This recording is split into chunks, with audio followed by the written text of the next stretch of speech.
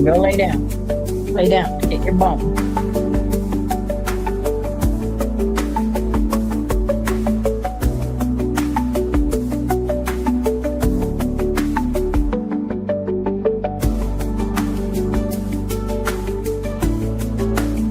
Lay down. Get your bone.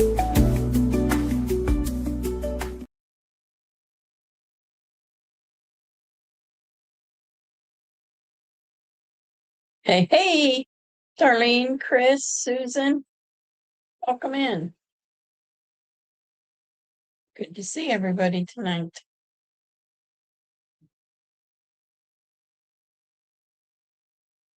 Good evening, family.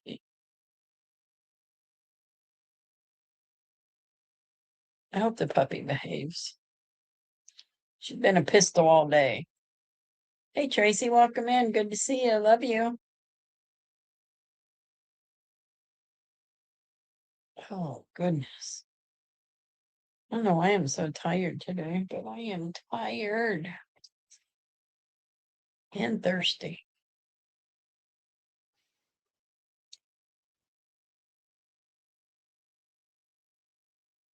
Is Joe still in Arizona? I didn't see him today. Oh, wait a minute. Was he putting signs out or was that yesterday on poles?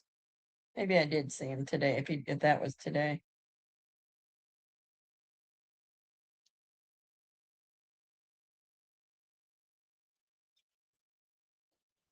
Okay, thank you, darling. Did he do did they do the posters on the poles? Hey Mel, welcome in. Good to see you. Love you.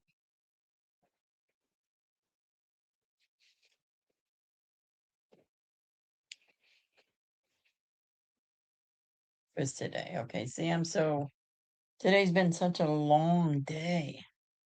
Long, lazy day.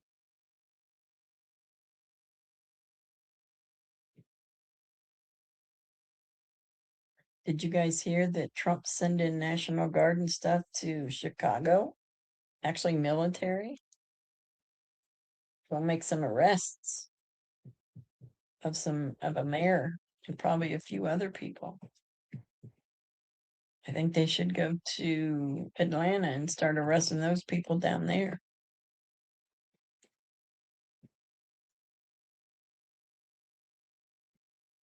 Hopefully YouTube is nice tonight.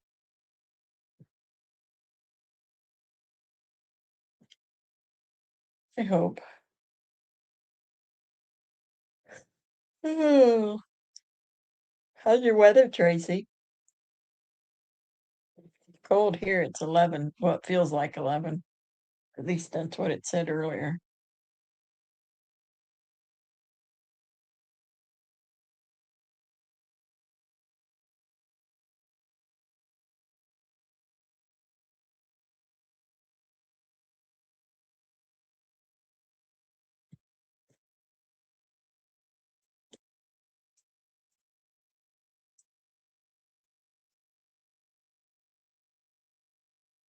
Yeah, I think stuff's getting ready to start happening. Hey, Bit Bike, welcome in. Good to see you. Love you.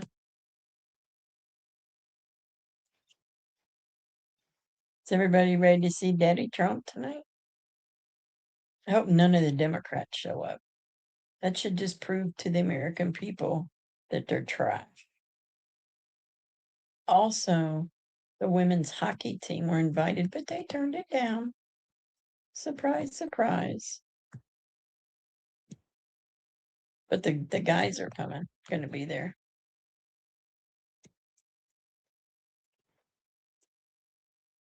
So that's good.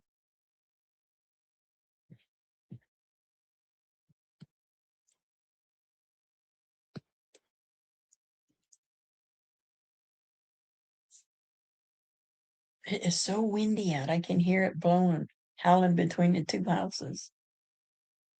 I should have took the trash out and I forgot. Now I gotta set my alarm, make sure I'm up by at least 7:30, 8 o'clock to get it out.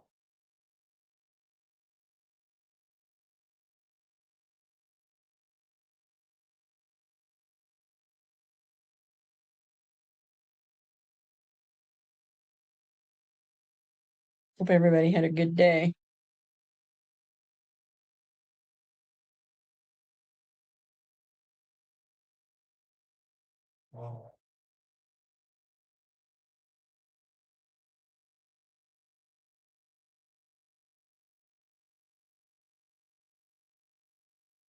I hope. I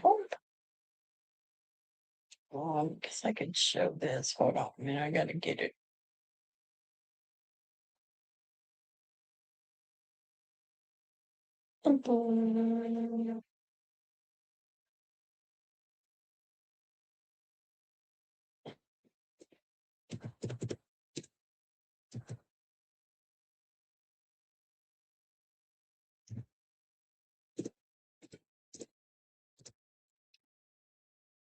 This one I watched today was so daggone funny.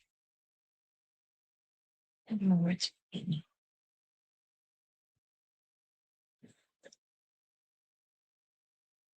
This one's great.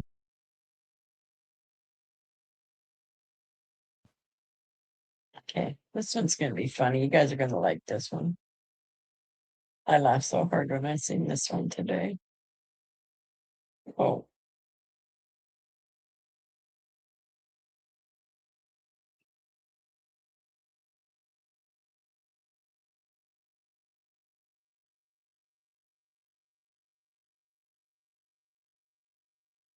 Okay, here we go.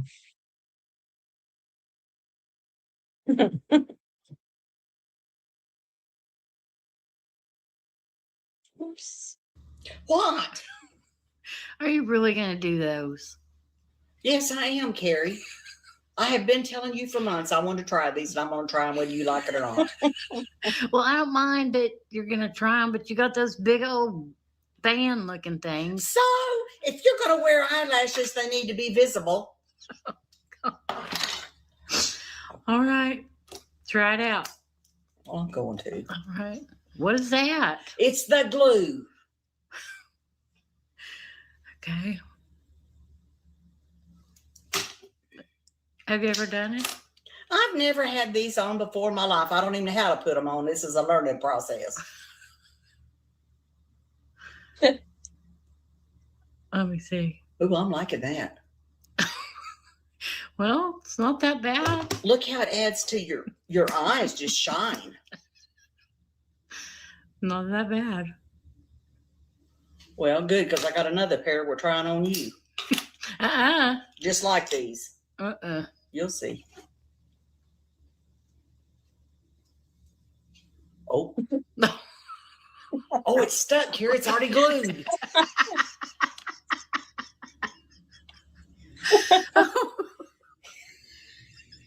Let me see. Oh my God. Why is it doing that? Oh my God. It's glued like that. Is there a special tool you put these on with or something? Look at me, Mom. Is it quit laughing at me and help me? Is there a special tool to put them on? I don't know. I've never done them either. Look at.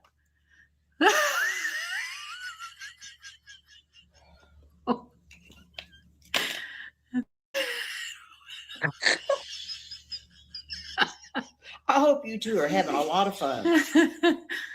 Oh, maybe you could try again another time.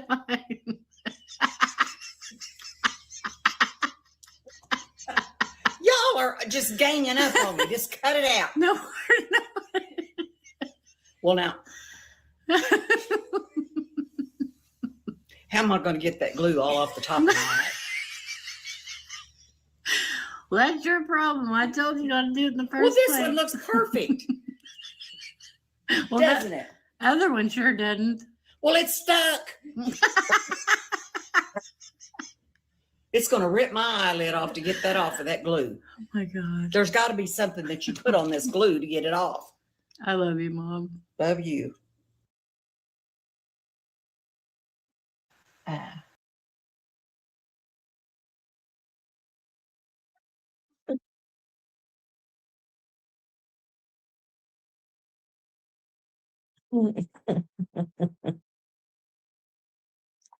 They crack me up, I tell you. Her daughter is always saying things and making her mad. I watched one earlier where her and her daughter had gone somewhere, and her daughter was in the car, and the older lady comes walking out, and the door's locked, and the daughter starts driving off, and she won't let her in the car until she dances in a parking lot. Hilarious! I laugh so hard. Yeah, that would definitely be me because I've never put that stuff on. Does it come off with just warm water or something? That was funny though. I saw that and I lost it.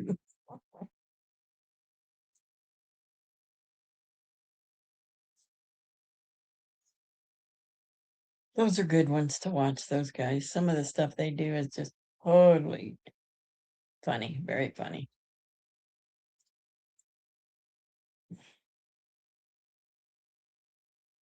So, anybody new come in? Doesn't look like it. I can see. Well,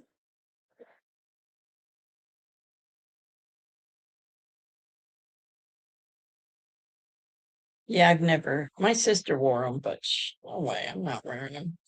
It's too much work. When I was younger, I used to wear makeup all the time. The only time I wear it now is when I go to church, and just a very little bit.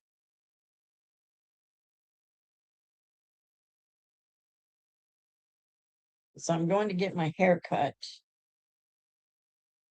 Oh, I'm not sure when I'm going to do it. I need a haircut so bad in a color. Mm. Yes, Teacup, if you're watching, we love you.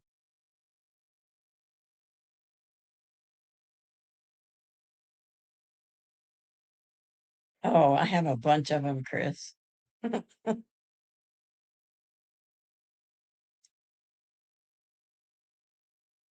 They're funny, but yeah, you can send them to my email.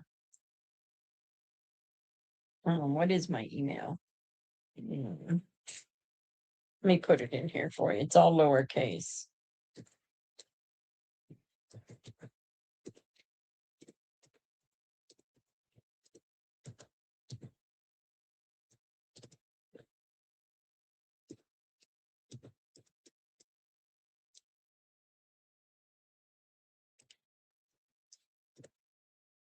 Yep, that's it. There's my email. If anybody has anything to email me.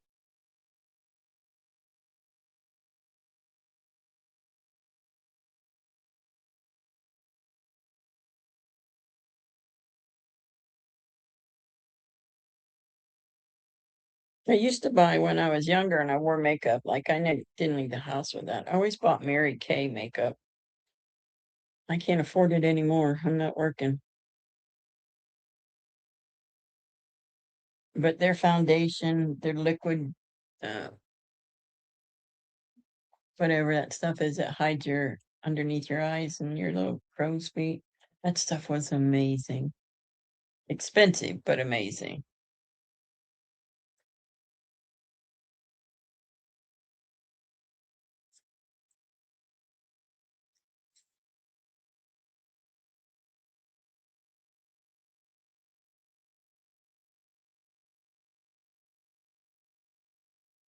Terry and Jeff, I want to say hello and love you.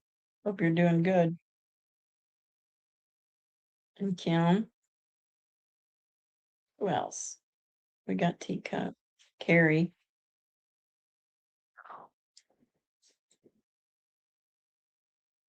So anything new going on besides the only thing I heard today? Because I really wasn't listening. I was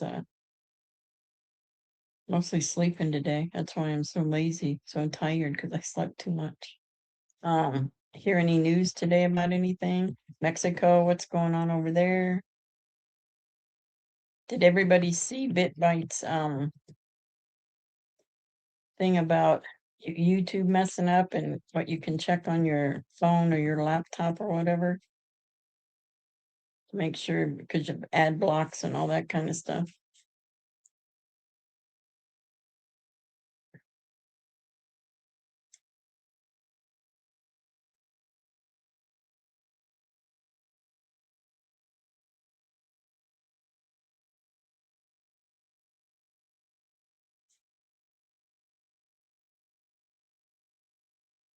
A lot of the news people are gone. I'm gonna play. I was kind of waiting for Tina to get in here, but she's not in here. I wanted to do the.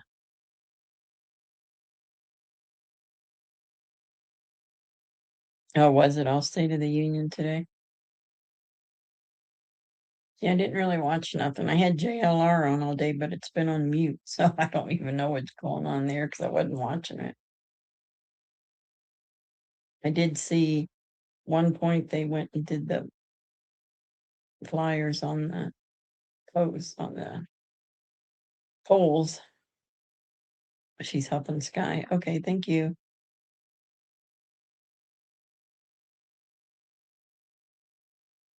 Let's see. I wonder if Trump will be late to the State of the Union.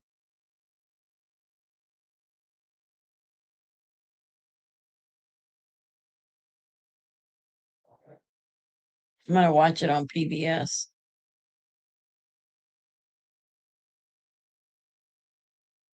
I got it ready to go. Let me see if I can find that. Where did I put it? It's right here. Good deal.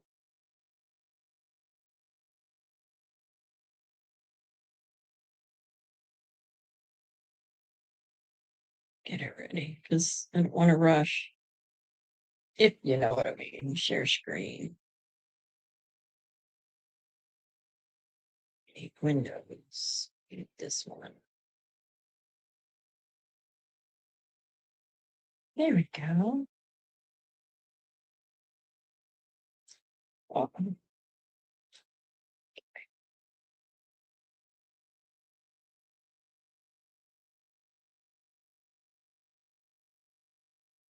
Oh, with the treatment.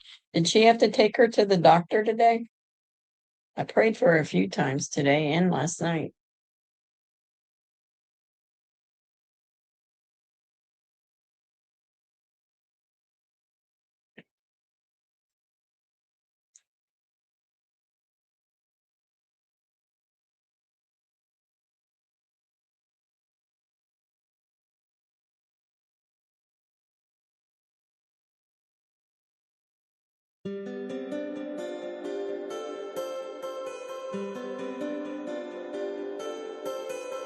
She did take her to the doctor. Okay. Well, let's play this. Tina knows what it is. And here we go. Can you guys see it okay, or should I make it big? I can make it big.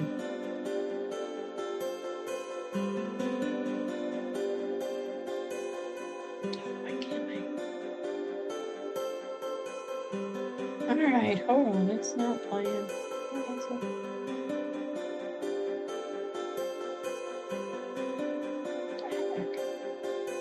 All right, let me make it little and let it start rolling. It's not gonna play. What is it? Oh, Jiminy Christmas. Hold on. Hold on, something ain't right. Share screen.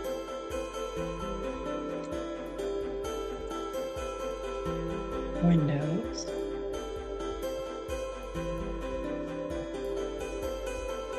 Oh, that's wrong one.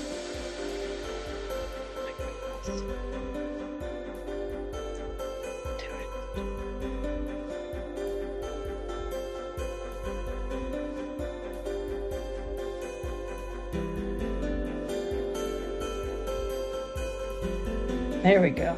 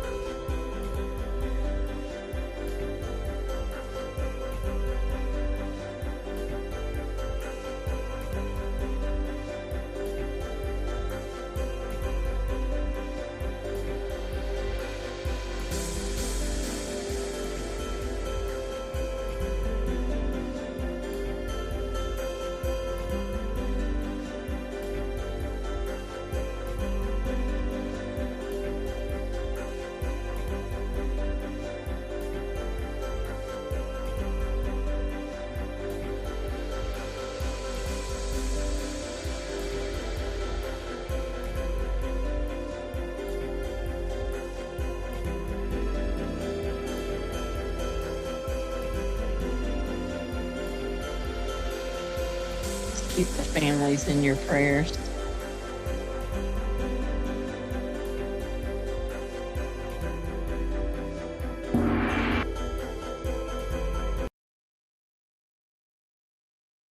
Oh, just keep the family in your prayer. It's so sad. Hey, Tamara, welcome in. Good to see you. Hi, Shelly Rose. Good to see you. Just pray for all those Americans. Over 4,000 Americans are no longer with us.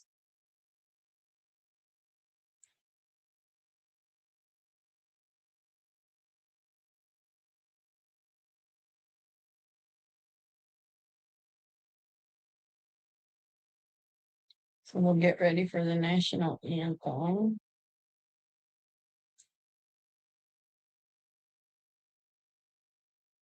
Time is, oh, we got 7 minutes, so we still got time. All over the United States. That was the whole list of the Tamara, of everyone that has been unalived by an illegal. And the mainstream media and even the right, they just talk about 3 or 4. There's been over 4,000 killed. Or unalived, I should say.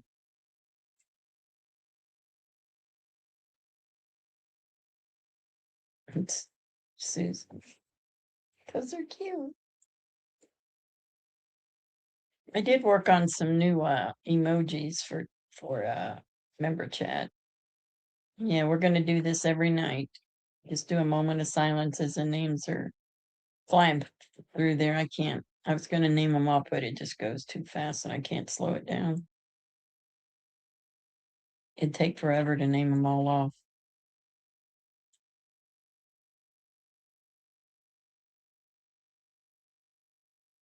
It's crazy. Absolutely crazy.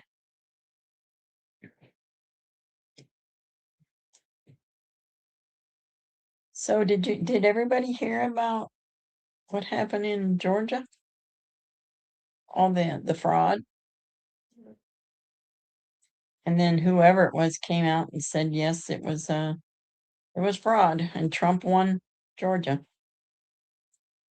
I don't know who it was though. I don't remember.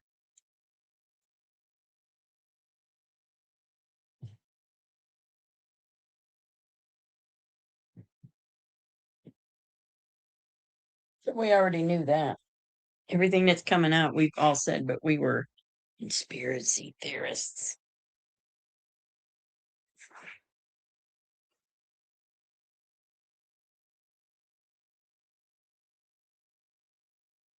But that's okay.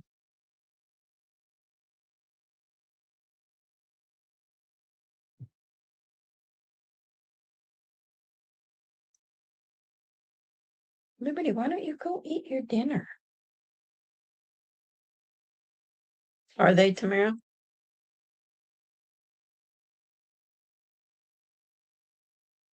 So I was going to put this in on a post today. A little poll to see how many of you think that there'll be protesters in there tonight just to wreak havoc on the place?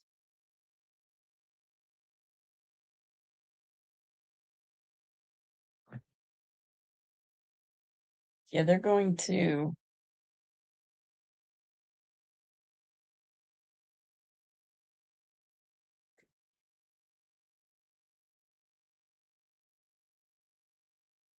I don't know.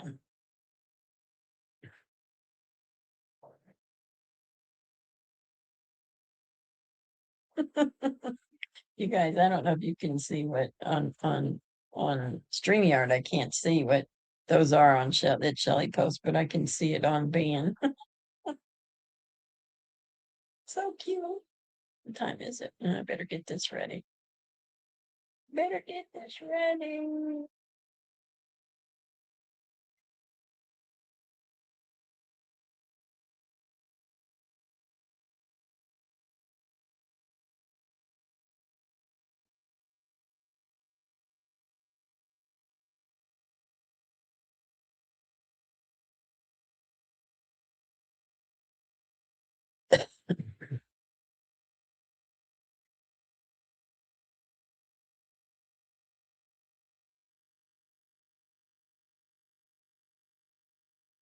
2 minutes. Dos momentos.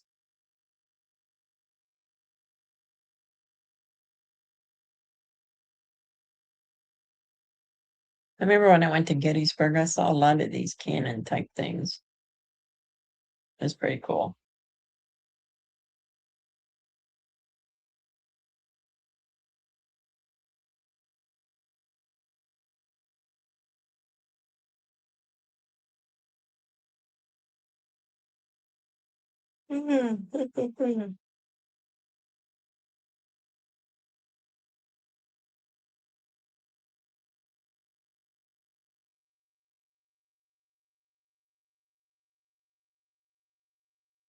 Not yet.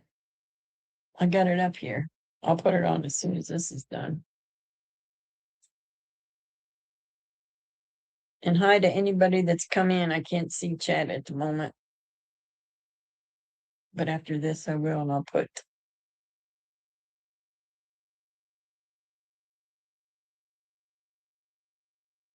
I put Trump on.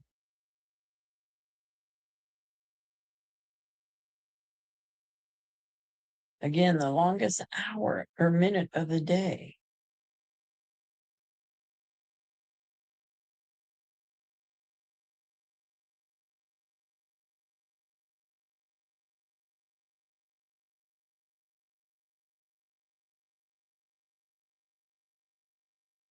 And here we go.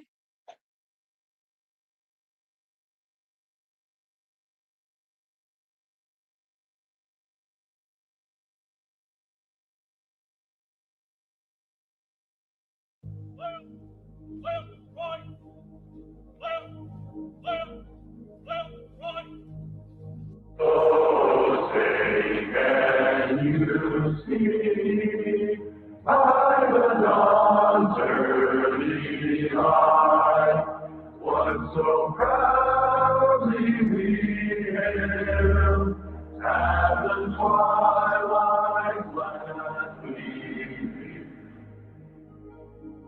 I pledge allegiance to the flag of the United States of America, whose broad stripes and bright stars through the perilous fight o'er the ramparts we watch, words of gallantry streaming. and to the republic for which it stands,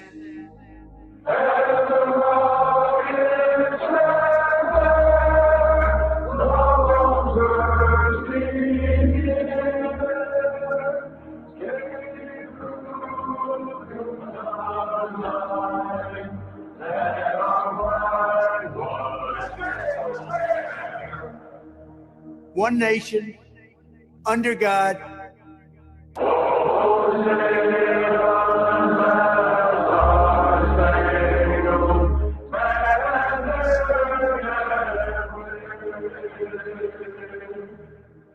indivisible, with liberty and justice for all.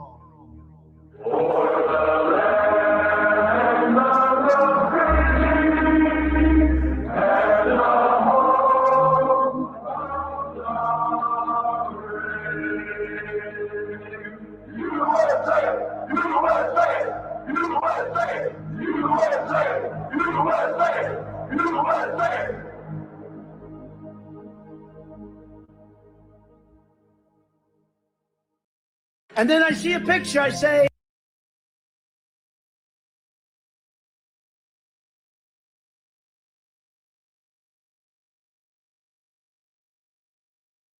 USA, USA.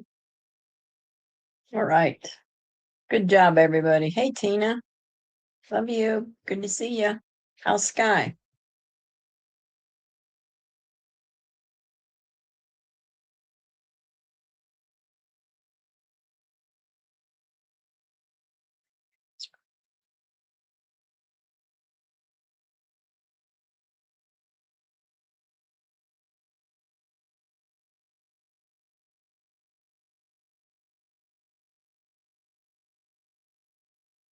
Where is it? Should be starting.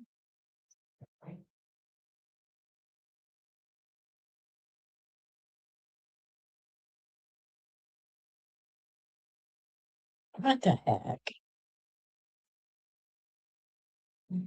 Maybe it's not started yet.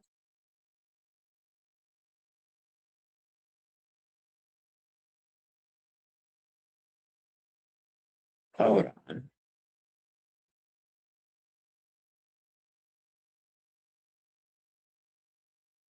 No, it's the same thing. That's why it's not. Let me get rid of that. Let me get rid of that one. Oh, good, Tina. Good, good. It's not live yet? Okay. That's who I have, the White House one. Well, let me see what I can find here. Get rid of this one. Let me get rid of that one. I got too many up here.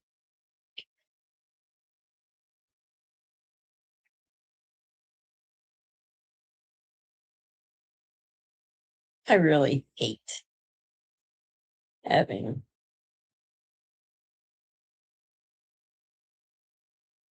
uh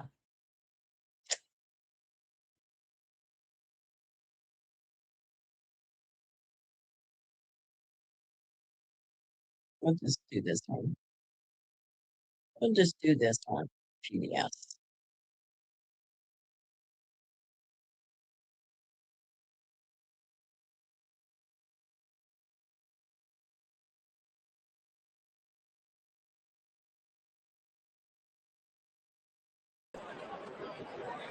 There we go.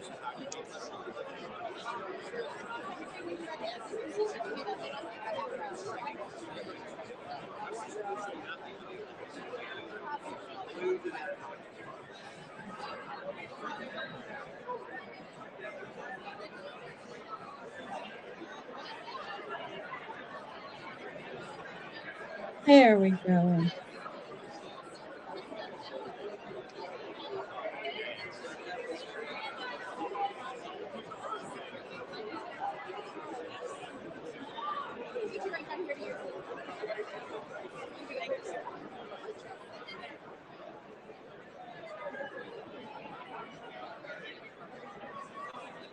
Hey, Terry.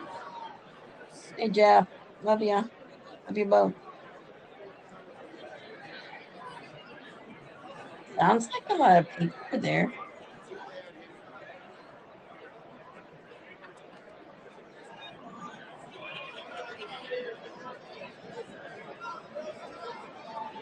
Oh, maybe not. Oh, there are quite a few there.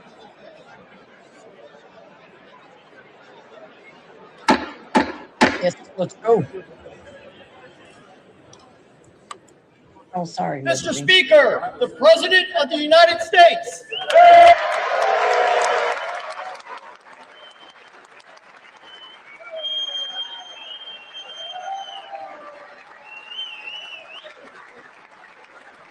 Hey, now you're gonna have to behave yourself.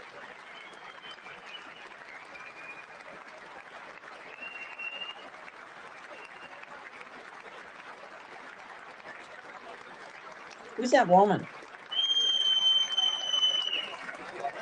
Are you gonna sit up here with me and watch the president? Okay.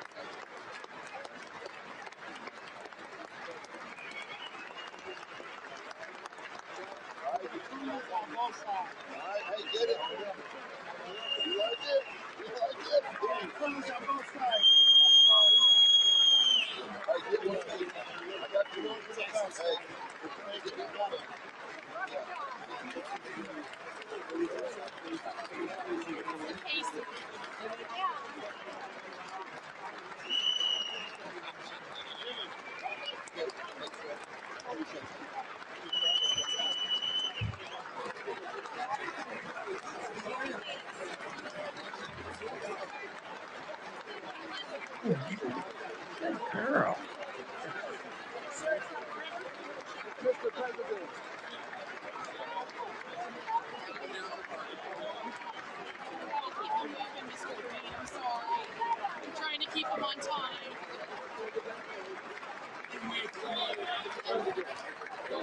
That's your Roy. I'm gonna try a selfie.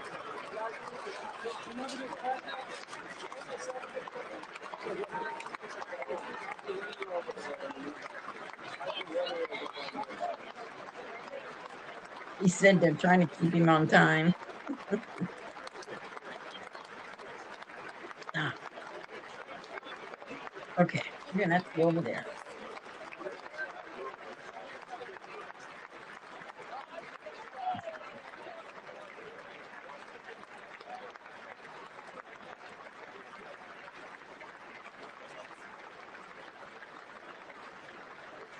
Lay down. Right there. Good girl. Right here. I'll move the TV remote. Lay down. Good girl.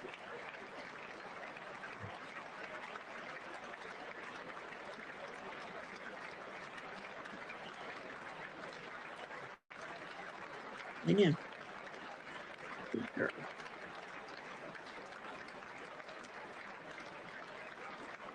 John Fetterman.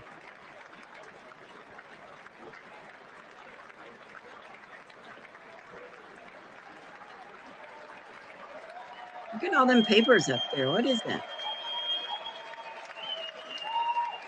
That is feet.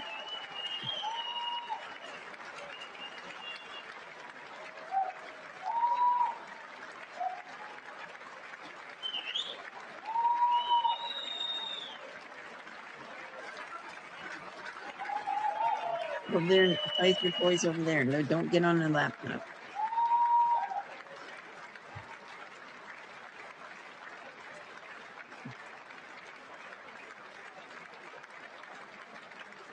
Good Democrats are there.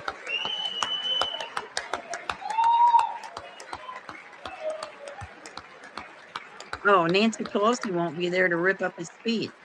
Aw.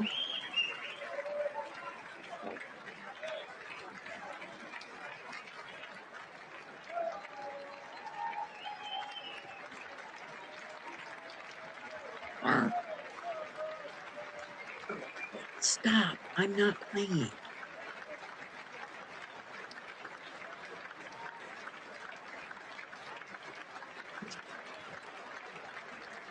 Go over there and get that one. Get your sock. You don't look happy, whoever he is.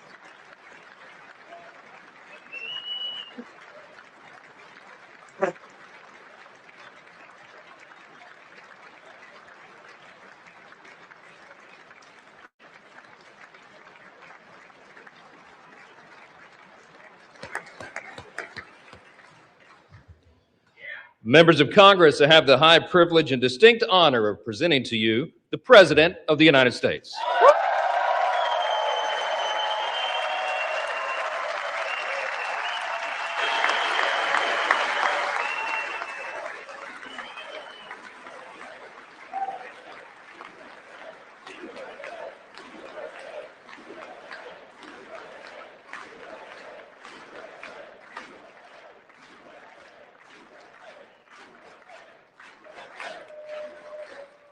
Well, thank you very much, everybody. It's really an honor. Speaker Johnson, Vice President Vance, First Lady of the United States.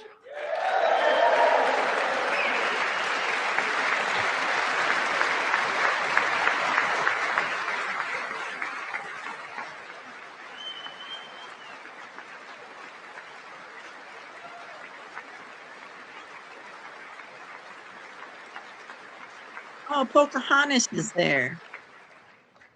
Second Lady of the United States.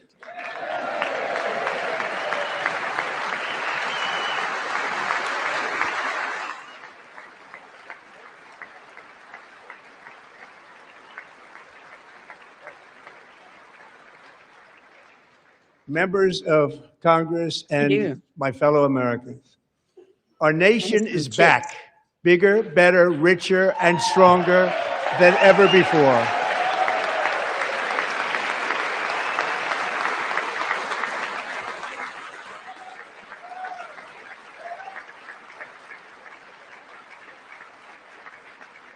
Less than 5 months from now, our country will celebrate an epic milestone in American history, the 250th anniversary of our glorious American independence. This July 4th, we will mark 2.5 centuries of liberty and triumph, progress and freedom in the most incredible and exceptional nation ever to exist on the face of the earth. And you've seen nothing yet. We're going to do better and better and better. This is the golden age of America.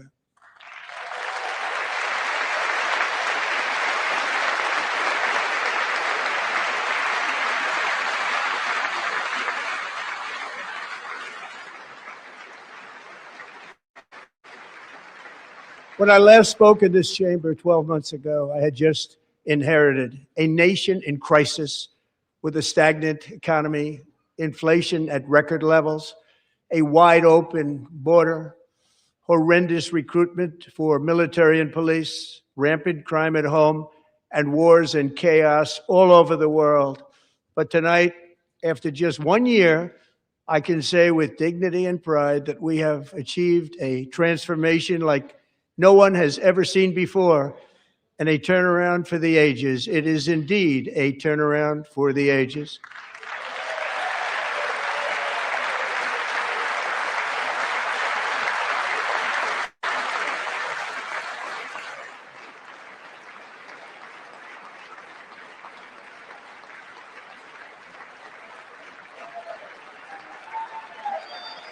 Get out.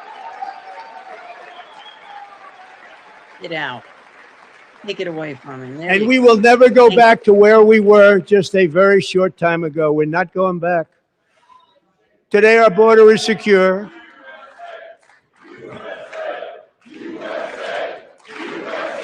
I don't like him. Get him out. Good riddance. Thank you. Today, our border is secure. Our spirit is restored. Inflation is plummeting. Incomes are rising fast.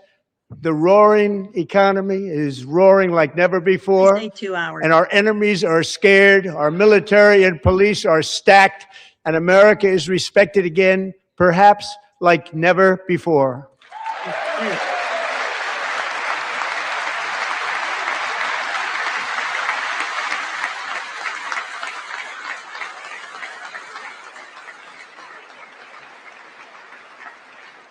After 4 years in which millions and millions of illegal aliens poured across our borders, totally unvetted and unchecked, we now have the strongest and most secure border in American history by far.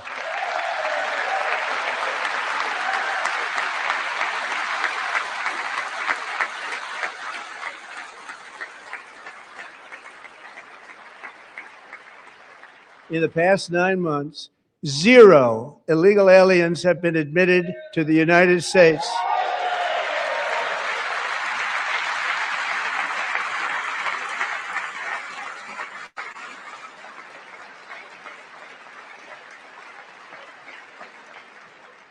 But we will always allow people to come in legally, people that will love our country and will work right. hard to maintain our country. Amen.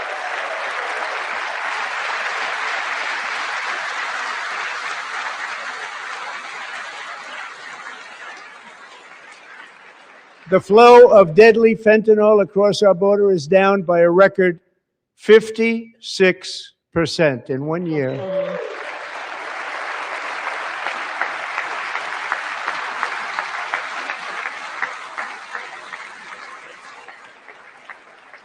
And last year, the murder rate saw its single largest decline in recorded history. This is the biggest decline, think of it, in recorded history, the lowest number in over 125 years, year 1900. In fact, substantially before my wonderful father, I had a wonderful father, Fred, before he was born, substantially before he was born.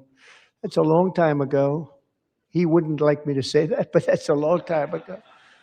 The Biden administration and its allies in Congress gave us the worst inflation in the history of our country. But in 12 months, my administration has driven core inflation down to the lowest level in more than 5 years. And in the last 3 months of 2025, it was down to 1.7%.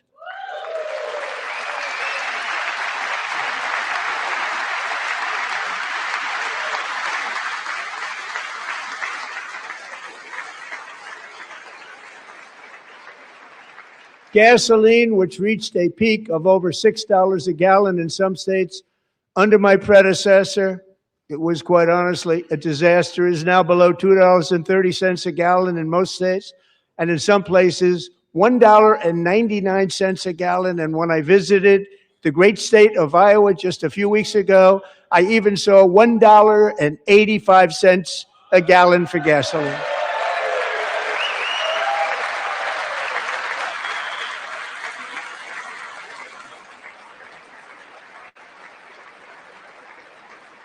Mortgage rates are the lowest in 4 years and falling fast, and the annual cost of a typical new mortgage is down almost $5,000 just since I took office. 1 year.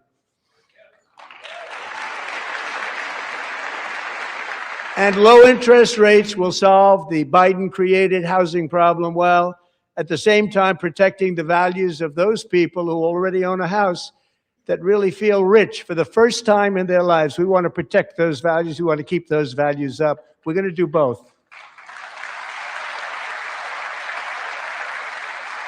And we are going to keep it that way. The stock market has set 53 all-time record highs since the election. Think of that, 1 year. Boosting pensions, 401ks, and retirement accounts for the millions and millions of Americans. They're all gaining. Everybody's up, way up. In 4 long years, the last administration got less than $1 trillion in new investment in the United States. And when I say less, substantially less. In 12 months, I secured commitments for more than $18 trillion pouring in from all over the globe.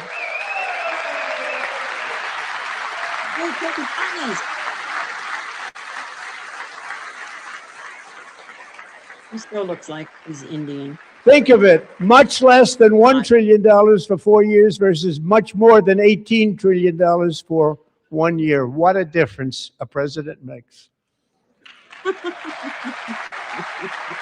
A short time ago, we were a dead country. Now we are the hottest country anywhere in the world, the hottest.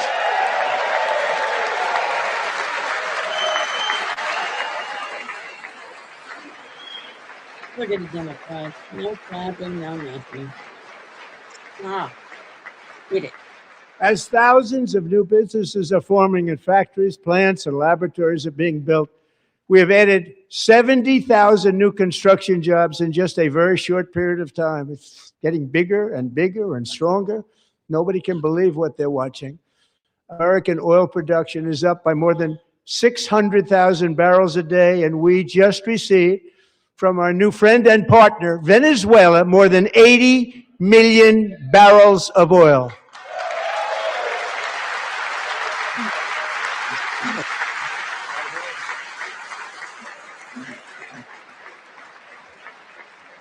American natural gas production is at an all-time high because I kept my promise to drill, baby, drill.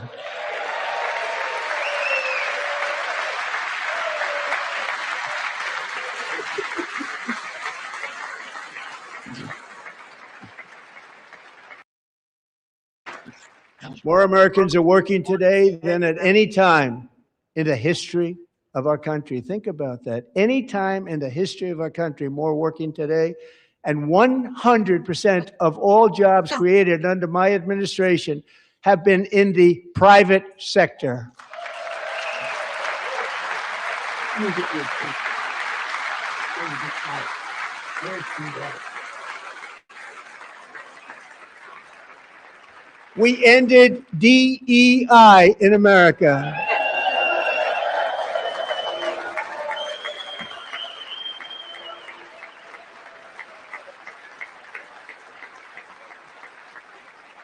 We cut a record number of job-killing regulations, and in 1 year, we have lifted 2.4 million Americans, a record, off of food stamps.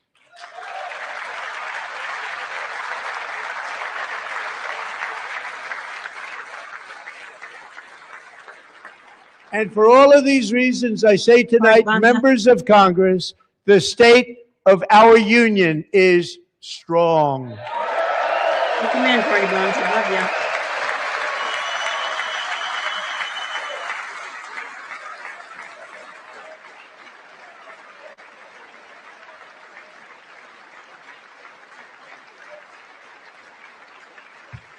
Mr. Kennedy. Our country is winning again. In fact, we're winning so much that we really don't know what to do about it. People are asking me, please, please, please, Mr. President, we're winning too much. We can't take it anymore. We're not used to winning in our country. Until you came along, we're just always losing, but now we're winning too much. And I say, no, no, no, you're going to win again. You're going to win big. You're going to win bigger than ever. And to prove that point, here with us tonight is a group of winners who just made the entire nation proud. The men's gold medal Olympic hockey team. Come on in.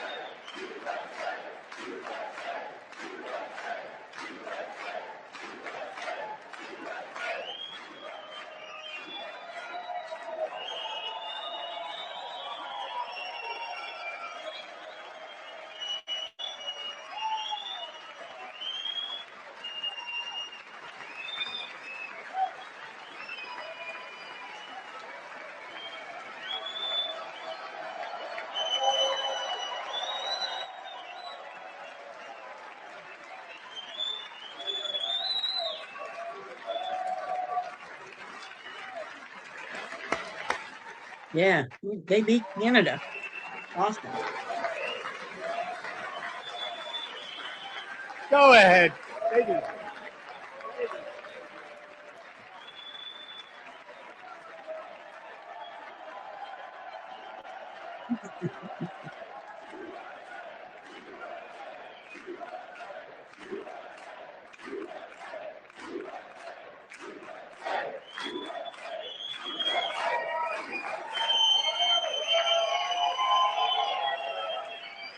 Some proud young men right there.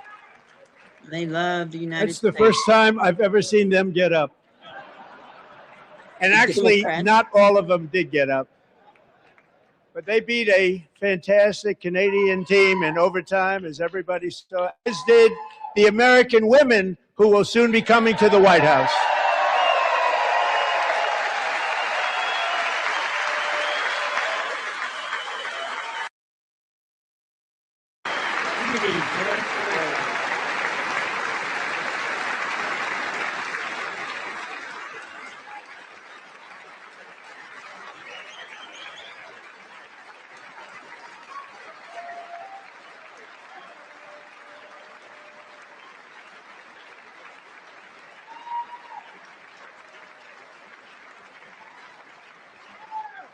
They were in the Oval Office before.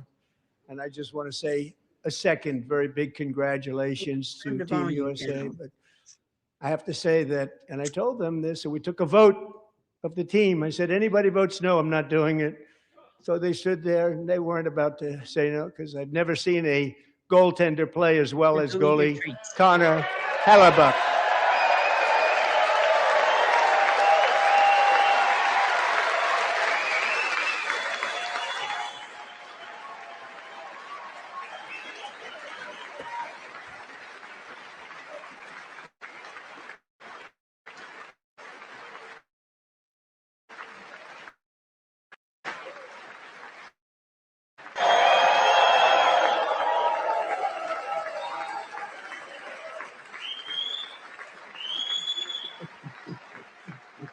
Think of it, 46 shots on goal. And I asked him, the one shot, the one where you put your stick in the back and it hit the neck of your stick and bounced off.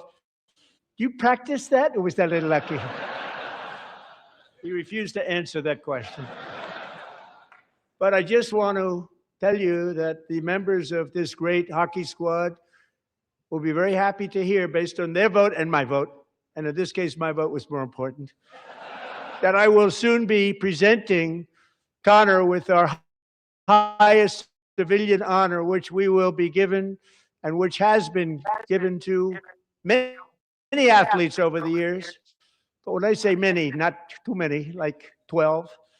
It's called the highest civilian honor in our country, the Presidential Medal of Freedom.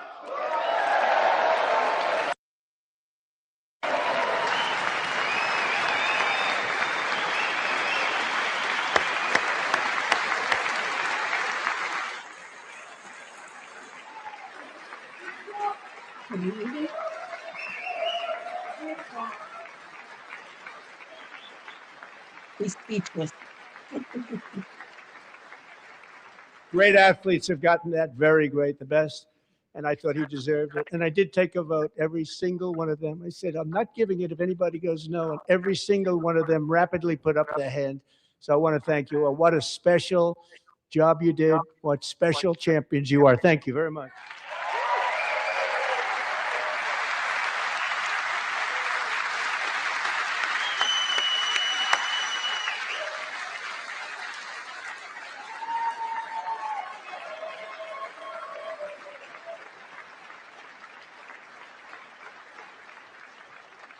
I'm also pleased to say that the next time the Olympic torch is lit, it will be here in America for the 2028 Olympics, and it's the summer version right in Los Angeles. We're going to do a good job in Los Angeles.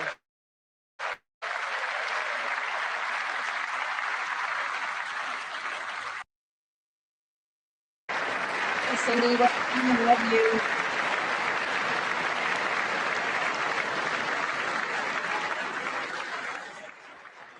And Los Angeles is going to be Gonna get safe, trouble. just like Washington, D.C. is now one of the safest cities in the country.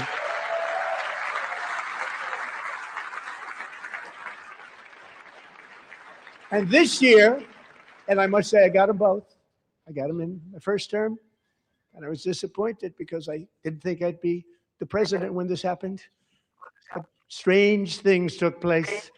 And now I've got them because I got the Olympics, I got the 2026 FIFA World Cup, and I wanted to claim the 250th, but I didn't get away with that one. I couldn't claim that one for myself.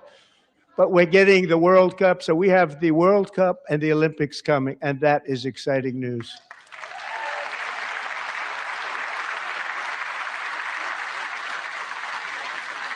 The Democrats, all two of them are saying So this will be a year to celebrate our country and the heroes who have kept it free. Men like Buddy Taggart. At age 17, Buddy volunteered to the Pacific under the great General Douglas MacArthur. He fought bravely in the famous Battle of Manila, worked so hard. He was badly wounded and almost killed by enemy machine guns in Luzon. And 81 years ago this month, he liberated the largest internment camp in the Philippines, one of the largest anywhere in the world. But he earned many honors, including a Purple Heart and a Bronze Star, came home, started a family, and tonight he is in the gallery looking forward to July 4th, 2026, his 100th birthday.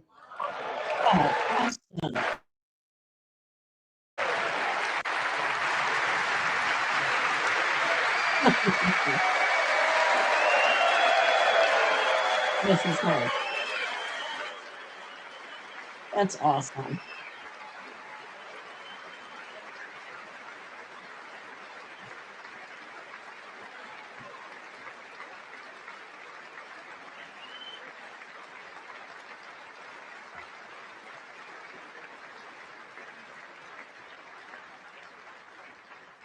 So, buddy, you're a brave man, and we salute you.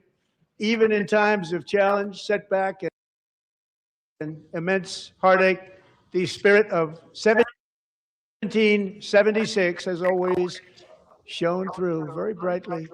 It was July 4th of last year when floodwaters tore through a girls' summer camp in Central Texas, one of the worst things I've ever seen. I was there, rising 26 feet in the matter of minutes, tragically claiming many, many lives. You all remember that one. As the waters threatened to sweep her away, 11-year-old Millie Kate McClelland closed her eyes and prayed to God. She thought she was going to die. Those prayers were answered when Coast Guard rescue swimmer Scott Ruskin descended from a helicopter above. Nobody knew where he came from. It was Scott's first ever rescue mission. A young guy, very brave, very, very top, always top in his class. And he lifted not just Billy Kate, but 164 others to safety.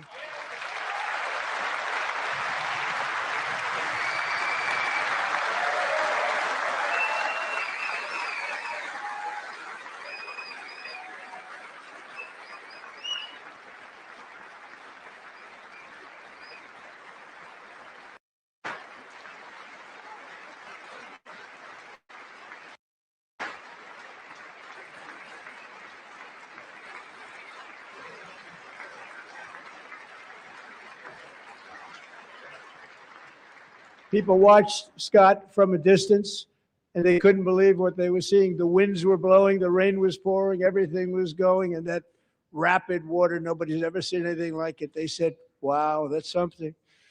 Tonight, Scott and Millie Kate are here together, reunited for the very first time. Thank you, Scott, Millie Kate.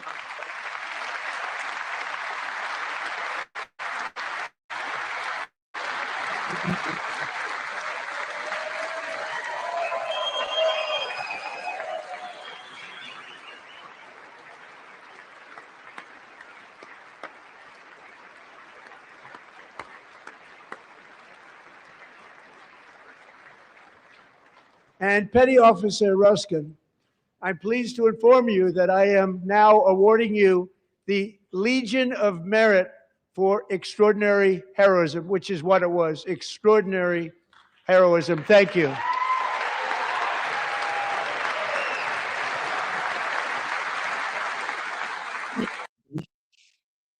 You're missing.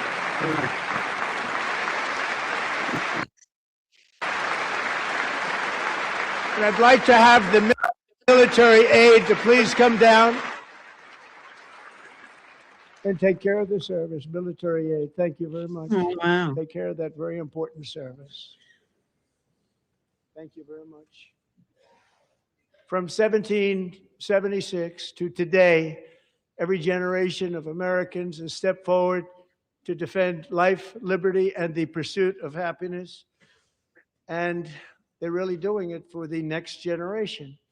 But now it's our turn. Together, we're building a nation where every child has the chance to reach higher and go further, where government answers to the people, not the powerful, and where the interests of hardworking American citizens are always our first and ultimate concern. That is the debt we owe to the heroes who came before us, and that is the promise we must keep to America for our 250th year. Last year, I urged this Congress to begin the mission by passing the largest tax cuts in American history, and our Republican majorities delivered so beautifully. Thank you, Republicans.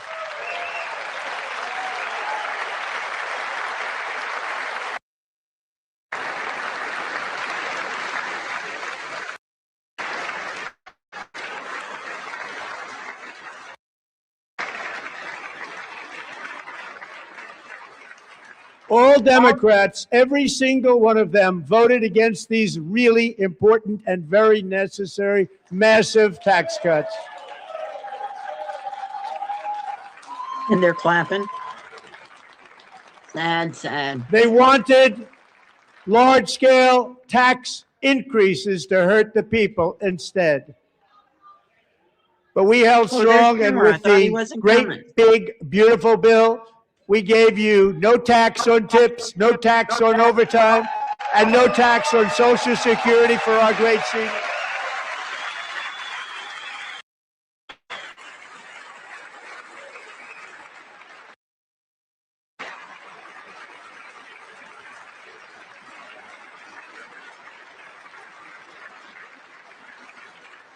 And we also made interest on auto loans tax deductible the first time, but only if the car is made in America.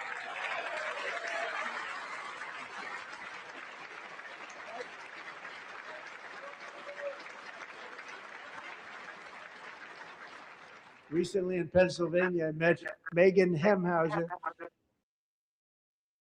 a devoted mom who's homeschools her children, beautiful, 2 children, during the day while waiting tables at night as her husband works overtime operating very heavy equipment. Megan is here this evening and she's happy to tell you that she is so much richer because with no tax on tips, no tax on overtime, and her expanded child tax credit done again by Republicans, Megan and her husband will take home more than $5,000 extra just for the year, cutting her tax bill in more than half.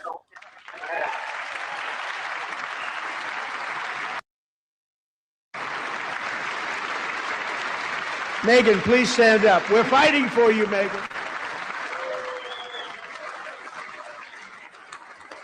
Thank you. Thank you, Megan. We're fighting for you, Megan. Under our bill, parents like Megan can also activate their children's brand new Trump accounts. And I didn't name it. I did not name that.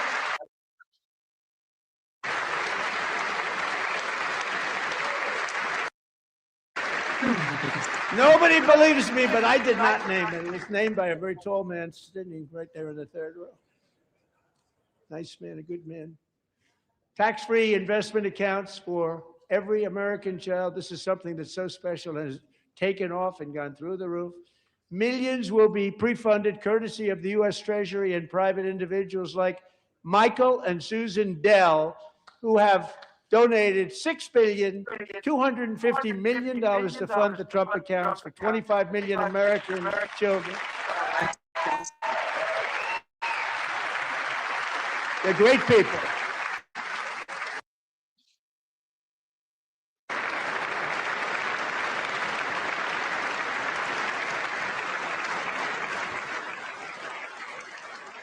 Go to Rumble. Everybody will go. I'm going to I leave this asked one Michael up, Dell, how do though. you make all that money? He said, well, I just sat on my dorm in school and I made computers and I'd sell them to people. And I just kept selling and selling and selling. And pretty amazing story. That's called the American dream. He sold a lot of computers, a lot of those laptops. So I congratulate him on that. But I really thank him and Susan, as well as others like Brad Gerstner, very tremendous guy. He was behind it right from the beginning. Brad Gerstner. Thank you, Brad. Okay, Cindy.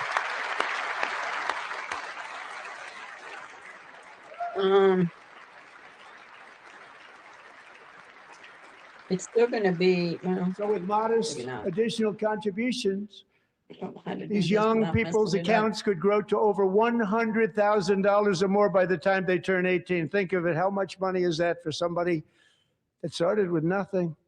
Over 100,000, could be much more than that. To make this investment in our children's future, go to trumpaccounts.gov. Trumpaccounts.gov. And a lot of people are doing it. It's setting every record in the book. It's popular. They knew what it was going to take. I'm so proud of them. I'm so proud of the people that got it started. And now it's just taken off. One of the primary reasons for our country's stunning economic turnaround, the biggest in history, where the Dow Jones broke 50,000 4 years ahead of schedule, and the S&P hit 7,000, where it wasn't supposed to do it for many years. I'm not sure how to With do this 'cause tariffs. I don't want to. I use these tariffs, Stop it, took in and then hundreds of billions have of to put it dollars to over make on great Rumble. deals for our country, both economically and on a national security basis. Everything was working well. Countries that were ripping us off for decades are now paying us hundreds of billions of dollars. They were ripping us so badly, you all know that. Everybody knows it. Even the Democrats know it. They just don't want to say it. And yet these countries are now happy, and so are we. We made deals. The deals are all done. And they're happy. They're not making money like they used to, but we're making a lot of money. There was no inflation, tremendous growth.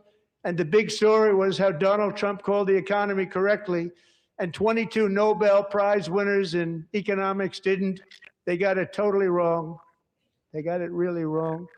And then just 4 days ago, an unfortunate ruling from the United States Supreme Court, it just came down. Came down. Very unfortunate ruling. But the good news is that almost all countries and corporations want to keep the deal that they already made, right, Scott? Knowing that the legal power that I, as president, have to make a new deal could be far worse for them, and therefore they will continue to work along the same successful path that we had negotiated before the Supreme Court's unfortunate involvement. So despite the disappointing ruling, these powerful country-saving, it's saving our country, the kind of money we're taking in, peace-protecting. Many of the wars I settled was because of the threat of tariffs. I wouldn't have been able to settle them without. Will remain in place under fully approved and tested alternative legal statutes. And they have been tested for a long time. They're a little more complex, but they're actually probably better, leading to a solution that will be even stronger than before. Can you guys hear it okay? Congressional action will not be necessary. It's already time tested and approved. And as time goes by, I believe the tariffs paid for by foreign countries will, like in the past, substantially replace the modern day system of income tax, taking a great financial burden off the people that I love.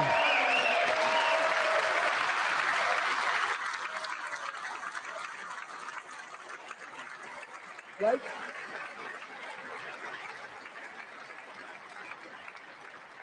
Moving forward, factories, jobs, investment, and trillions of dollars will continue pouring into the United States of America because we finally have a president who puts America first. I put America first. I love America.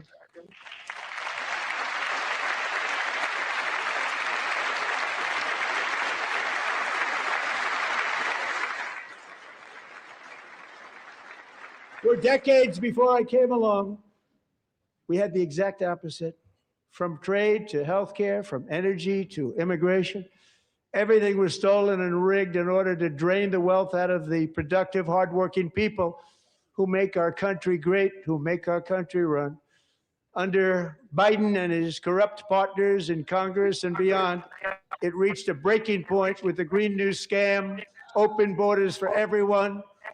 They poured in by the millions and millions from prisons, from mental institutions. They were murderers, 11,888 murders. They came into our country. You allowed that to happen.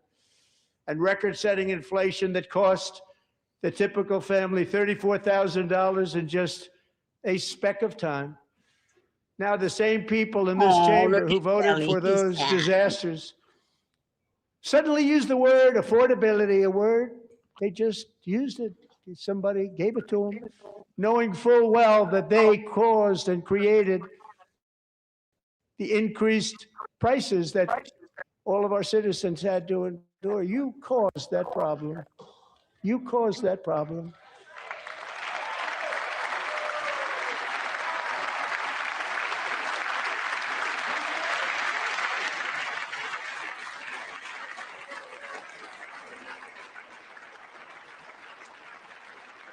They knew their statements were a lie. They knew it. They knew their statements were a dirty, rotten lie. Their policies created the high prices. Our policies are rapidly ending them. We are doing really well. Those prices are plummeting downward.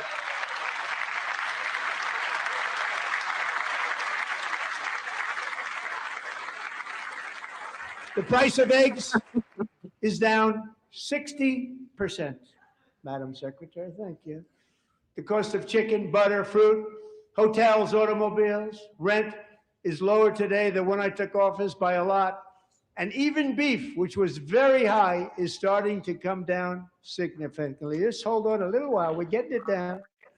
And soon you will see numbers that few people would think were possible to achieve just a short time ago. Nobody can believe when they see the kind of numbers, and especially energy, when they see energy going down to numbers like that, they cannot believe it. It's like another big tax cut. I'm also confronting one of the biggest ripoffs of our times, the crushing cost of health care caused by you. Since the passage of the Unaffordable Care Act, sometimes referred to as Obamacare, big insurance companies have gotten rich. It was meant for the insurance companies, not for the people. With our government giving them hundreds and hundreds of billions of dollars a year as their stock prices soared 1,000, 1,200, 1,400, and even 1,700%, like nothing else. That's why I introduced the great healthcare plan. I want to stop all payments to big insurance companies and instead give that money directly to the people so they can buy their own healthcare, which will be better healthcare at a much lower cost.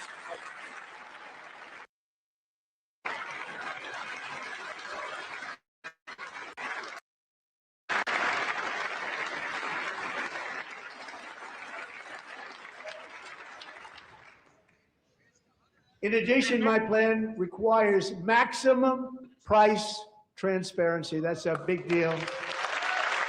Sounds so simple, so big. And I did that in my first term, and the Democrats immediately terminated it with full knowledge that they were doing a very bad thing for the people. Costs were going to go way up, and that's what happened. And now I'm bringing them way down on healthcare and everything else. I'm also ending the wildly inflated cost of prescription drugs like has never happened before.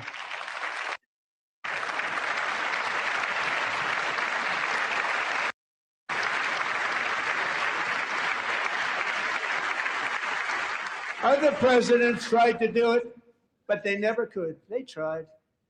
Most didn't try, actually. But they tried. They said they tried. They couldn't do it. They didn't even come close. They were all talk and no action, but I got it done.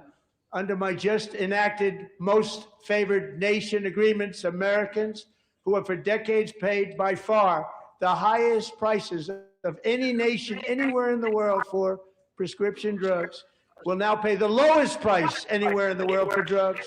Anywhere, the lowest price.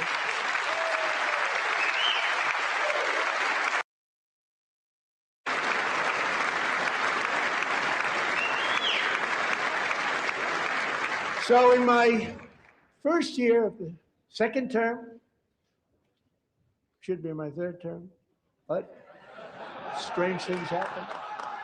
I took prescription drugs, a very big part of healthcare, from the highest price in the entire world to the lowest. That's a big achievement. The result is price differences of 300, 400, 500, 600% and more. All available right now at a new website called TrumpRx.gov. And I didn't name that one either, by the way.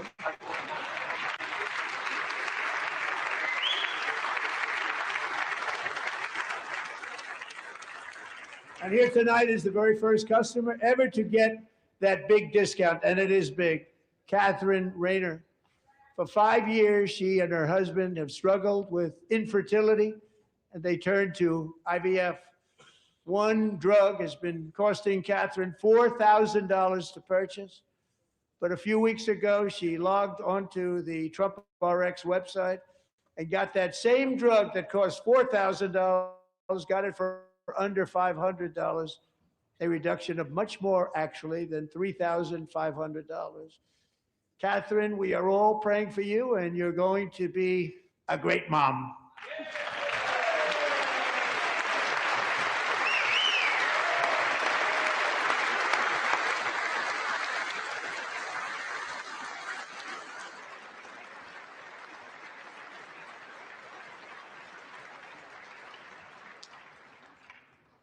So now I'm calling on Congress to codify my most favored nation program into law. Now, the one thing, I'm not sure it matters because it's going to be very hard for somebody that comes along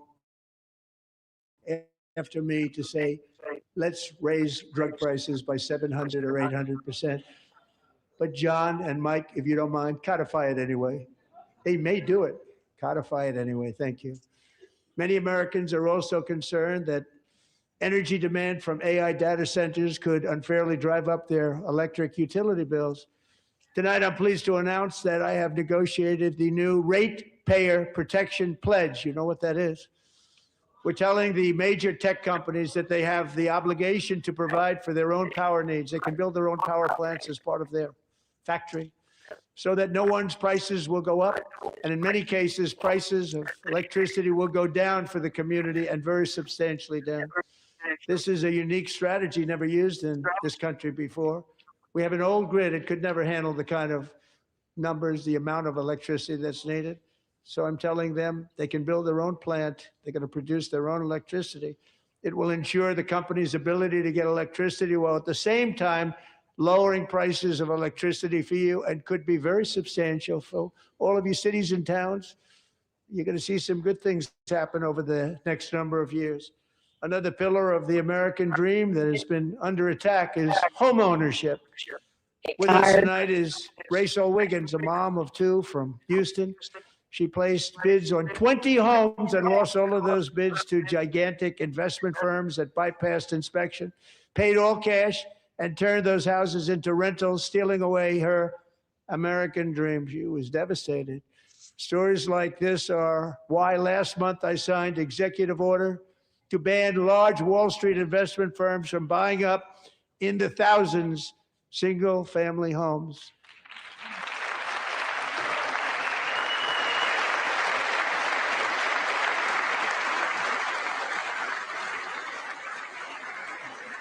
And now I'm asking Congress to make that ban permanent, because homes for Get people, off the laptop. really, that's what we want. We want homes for people, not for corporations. Corporations are doing just fine. Racel, thank you very much. Good luck with your home. You'll get one soon.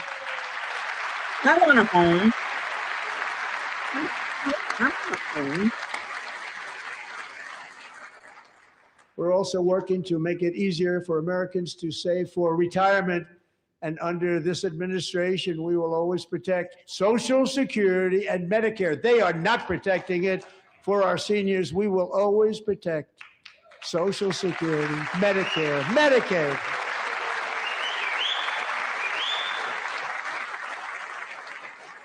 Since I took office, the typical 401k balance is up by at least $30,000. That's a lot of money. We have millions and millions of people, because the stock market has done so well, setting all those records. Your 401ks are way up. Yet half of all of working Americans still do not have access to a retirement plan with matching contributions from an employer. To remedy this gross disparity, I'm announcing that next year my administration will give these often forgotten American workers, great people, the people that built our country, access to the same type of retirement plan offered to every federal worker. We will match your contribution with up to $1,000 each year, as we ensure that all Americans can profit from a rising stock market. Let's also ensure that members of Congress cannot corruptly profit from using insider information. Right.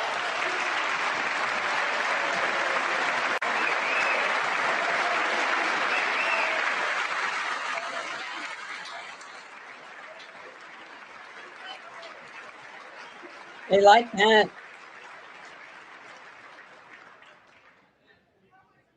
They stood up for that. I can't believe it. I can't believe it. Did Nancy Pelosi stand up if she was here? Doubt it. Pass the Stop Insider Trading Act without delay.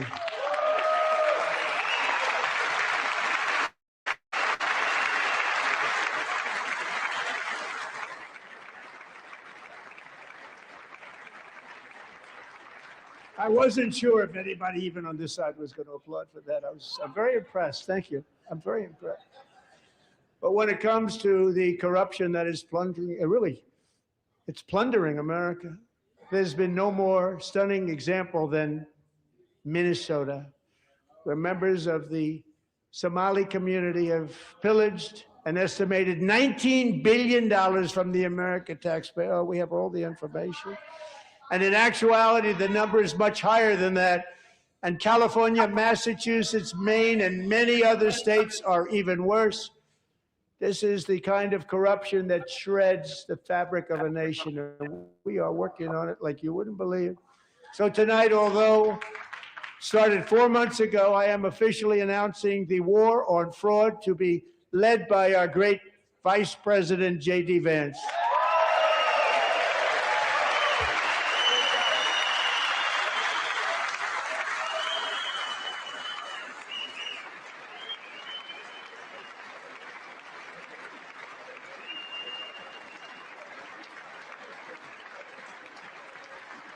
We'll get it done. And if we're able to find enough of that fraud, we will actually have a balanced budget overnight. It'll go very quickly. That's the kind of money you're talking about. We'll balance our budget. The Somali pirates who ransacked Minnesota remind us that there are large parts of the world where bribery, corruption, and lawlessness are the norm, not the exception. Importing these cultures through unrestricted immigration and open borders brings those problems right here to the USA. And it is the American Mark, we're people who gonna pay the price in cry. higher medical bills, car insurance rates, rent, taxes, and perhaps most importantly, crime. We will take care of this problem. We're going to take care of this problem. We are not playing games. Delilah.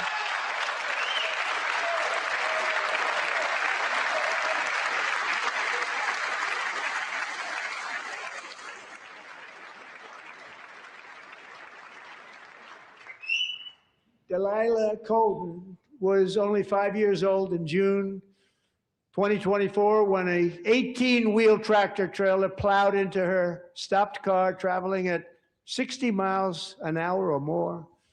The driver was an illegal alien let in by Joe Biden and given a commercial driver's license by open borders politicians in California. Doctors said Delilah would never be able to walk or talk, have a good life. She wouldn't even be able to eat again. But against all odds, she is now in the first grade learning to walk. And she's here this evening with her dad, Marcus, a fantastic man. Delilah, please, you are a great inspiration. Please stand up.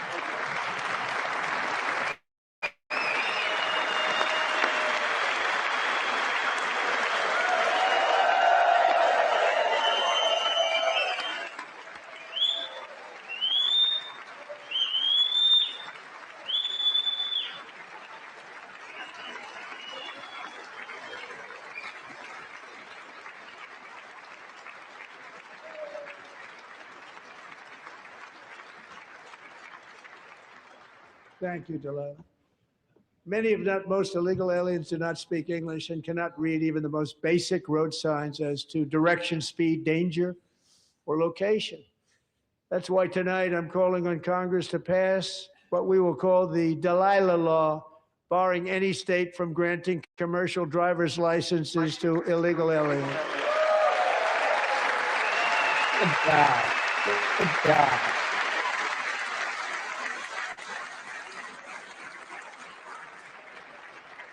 Bless her heart. And yesterday, as you probably saw at the White House, I hosted a ceremony with Americans who lost their treasured loved ones to the scourge of illegal immigration. People came into our country, how we allowed this to happen with our open borders. These are the angel moms and families that for decades our government betrayed and our media totally ignored. It was terrible. Hard to believe, actually.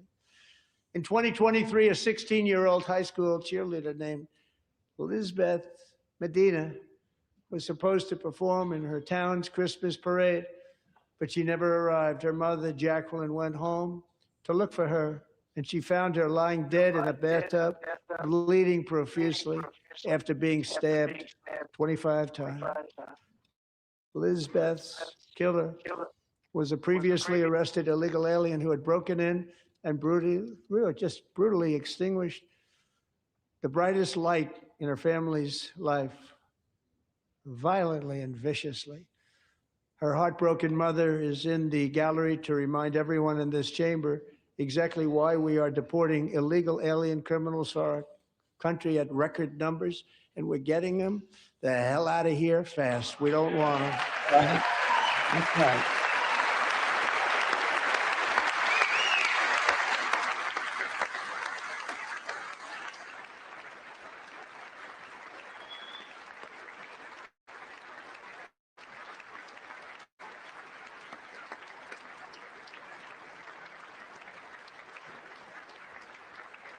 Thank you very much, Jacqueline. Thank you.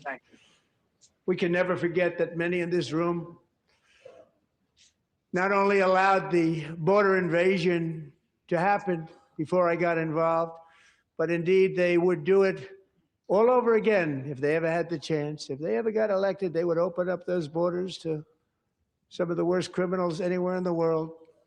The only thing standing between Americans and a wide open border right now is President Donald J. Trump and our great Republican patriots in Congress. Thank you. Thank you.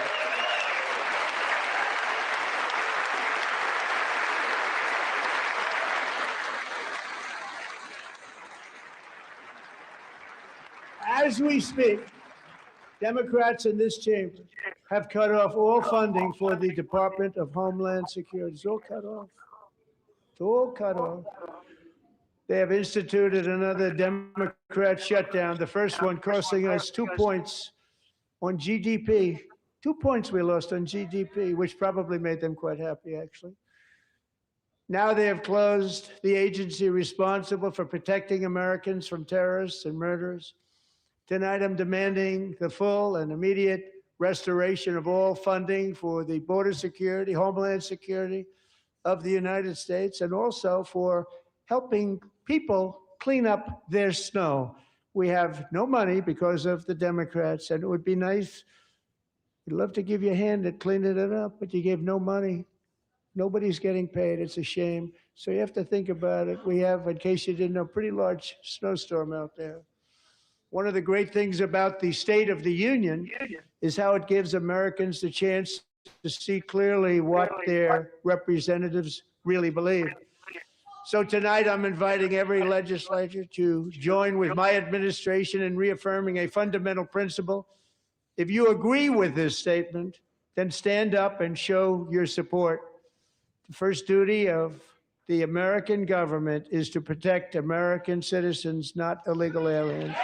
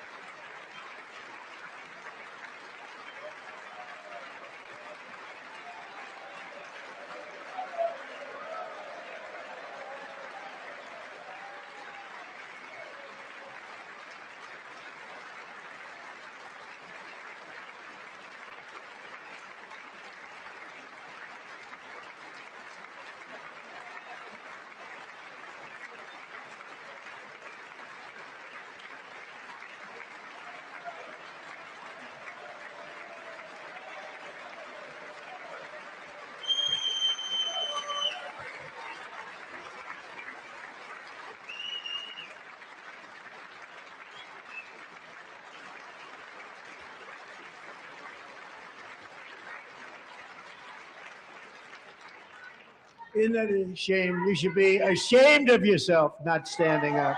You should be ashamed of yourself. That is why I'm also asking you to end deadly sanctuary cities that protect the criminals and enact serious penalties for public officials who block the removal of criminal aliens. In many cases, drug lords, murderers all over our country, they're blocking the removal of these people out of our country, and you should be ashamed of yourself.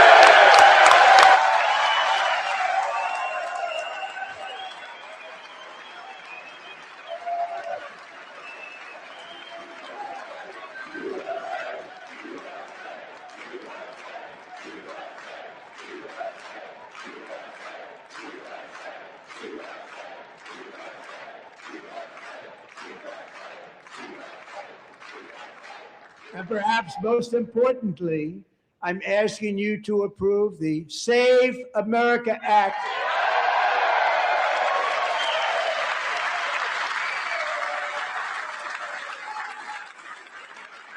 To stop illegal aliens and others who are unpermitted persons from voting in our sacred American elections. That cheating is rampant in our elections. It's rampant.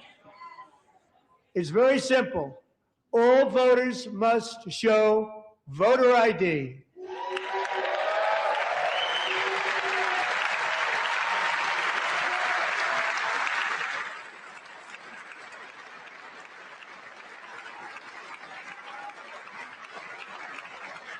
All voters must show proof of citizenship in order to vote.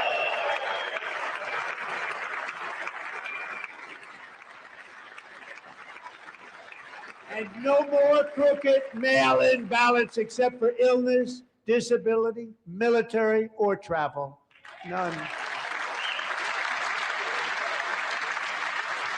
And this should be an easy one. And by the way, it's polling at 89%, including Democrats, 89%.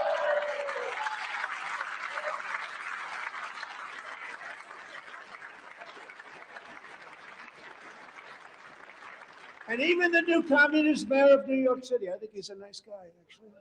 Speak to him a lot. Bad policy, but nice guy. Just said they want people to shovel snow. They got hit hard. Wants them to shovel snow, but if you apply for that job, you need to show 2 original forms of ID and a Social Security card. Yet they don't want identification for the greatest privilege of them all, voting in America. No, it's no good. No good. Both Republicans and Democrats overwhelmingly agree on the policy that we just enunciated. And Congress should unite and enact this common sense, country-saving legislation right now, and it should be before anything else happens.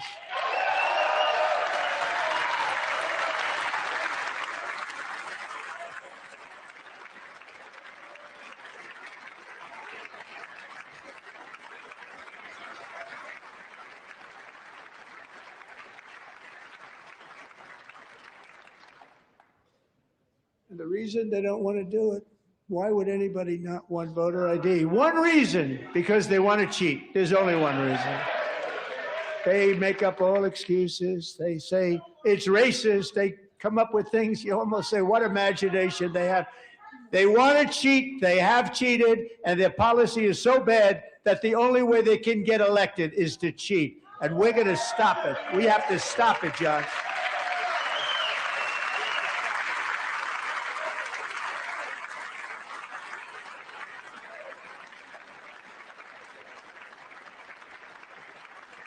And here is one more opportunity to show common sense in government. In the gallery tonight are Sage Blair and her mother, Michelle. In 2021, Sage was 14 when school officials in Virginia sought to socially transition her to a new gender, treating her as a boy and hiding it from her parents. Hard to believe, isn't it?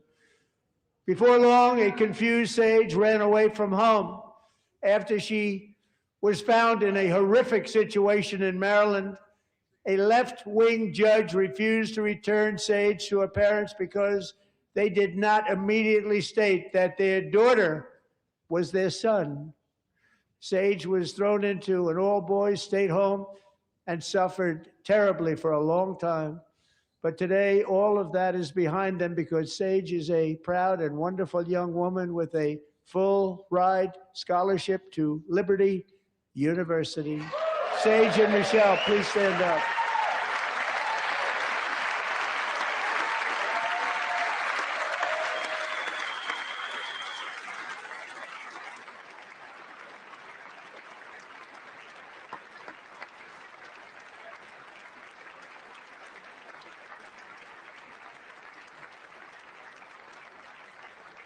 And thank you for your great bravery. And who can believe that we're even speaking about things like this?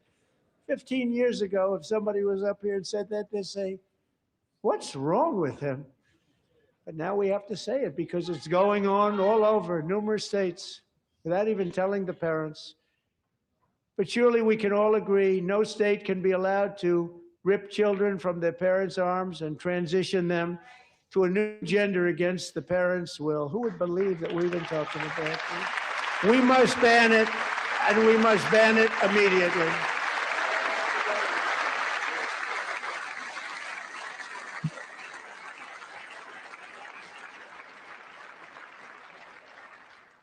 Look, nobody stands up. These people are crazy. I'm telling you, they're crazy.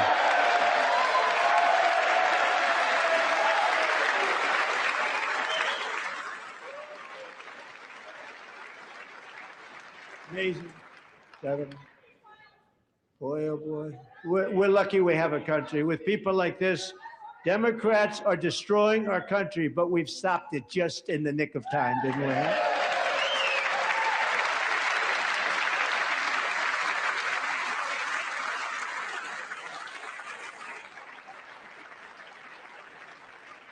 No one cares more about protecting America's youth than our wonderful First Lady. Now a movie star. She's a movie star. Can you believe it? Who would have believed that? Over the past year, she has had an incredible impact championing AI legislation, advancing a landmark executive order on foster care, and helping secure $30 million to launch the Melania Trump Foster Youth to Independence Initiative. It's a tremendous, really a tremendous thing that happened and had a lot of bipartisan support. She gets much better bipartisan support than I do. I get none. She gets a lot. Someday you're going to have to tell me how you did that. And students and educators in every state have joined the First Lady's efforts in the presidential AI challenge, keeping America's next generation positioned to succeed and strongly succeed in the future. Tonight, we welcome two young people whose lives reflect the First Lady's impact, Sierra Burns and Everest Nevermont. Thank you both, and Melania, thank you. I know how hard you worked on it. Thank you very much.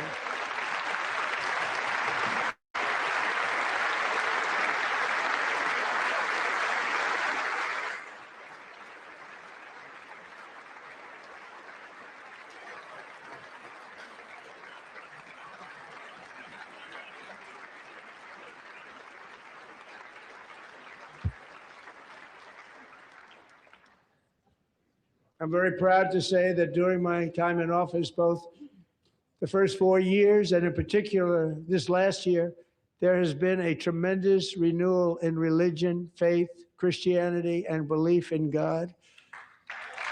Tremendous renewal.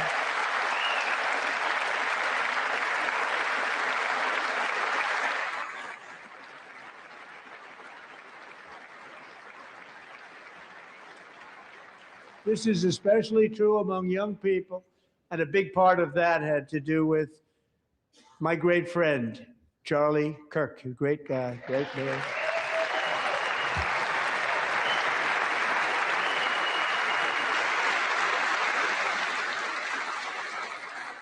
So last year, Charlie was violently murdered by an assassin and martyred, really martyred for his beliefs. His wonderful wife, Erica, is with us tonight. Erica, please stand.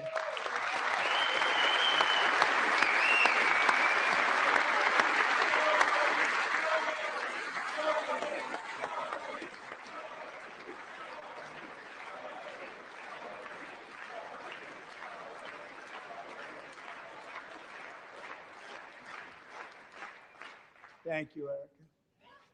Been through a lot. In Charlie's memory, we must all come together to reaffirm that America is one nation under God, and we must totally reject political violence of any kind.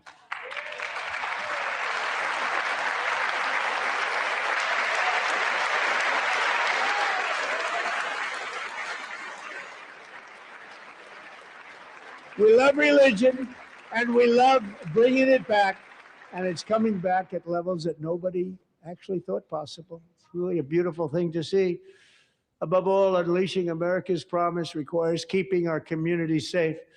We have made incredible strides, yet dangerous repeat offenders continue to be released by pro-crime Democrat politicians again and again. We are honored to be joined tonight by a woman who's been through hell, Anya Zaretska. In 2022, she and her beautiful daughter, so beautiful, what a beautiful young woman, Irina, fled war-torn Ukraine to live with relatives near Charlotte, North Carolina. And by the way, what's going on with Charlotte? Last summer, 23-year-old Irina was riding home on the train when a deranged monster who had been arrested over a dozen times and was released through no cash bail stood up and viciously slashed a knife through her neck and body. No one will ever forget. There were people on that train. No one will ever forget the expression of terror on Irina's face as she looked up at her attacker in the last seconds of her life. She died instantly.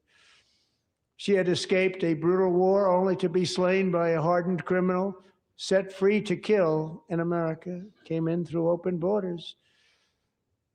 Mrs. Zaretska, tonight I promise you we will ensure justice for your magnificent daughter, Irina.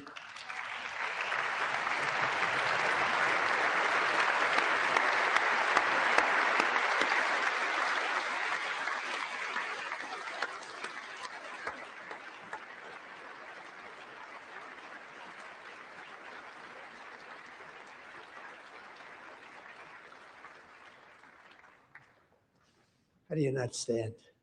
How do you not stand? I'm asking this Congress to pass tough legislation to ensure that violent and dangerous repeat offenders are put behind bars, and importantly, that they stay there.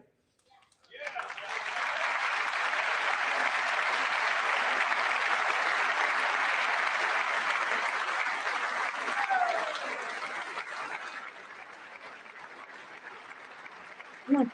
Starting last summer, Get I up here and get your deployed our food. National Guard and federal law enforcement to restore law and order to our most dangerous cities, including Memphis, Tennessee, big success, New Orleans, Louisiana, big success, and our nation's capital itself, Washington, D.C., where we have almost no crime anymore in Washington, D.C. How did that happen?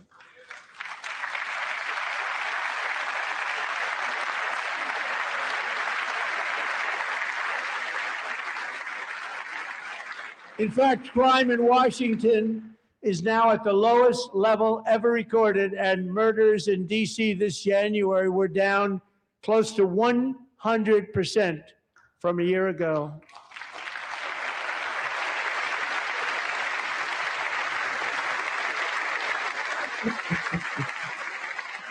Come over here. You come over here. I gotta do something.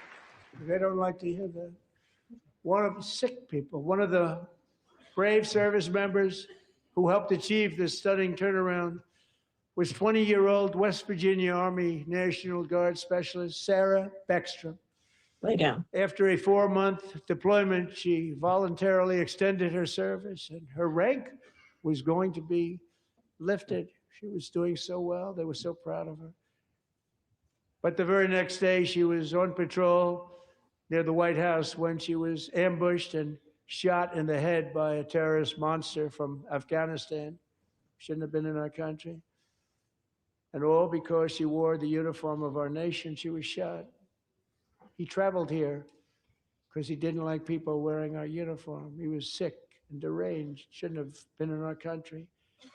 Sarah Beckstrom died in order to defend our capital, and we are honored to be joined by her wonderful parents, Gary and Eva Lee. Your daughter was a true American patriot, and she will be greatly missed. She was a great person. I saw reports on her. They've never seen anything like her.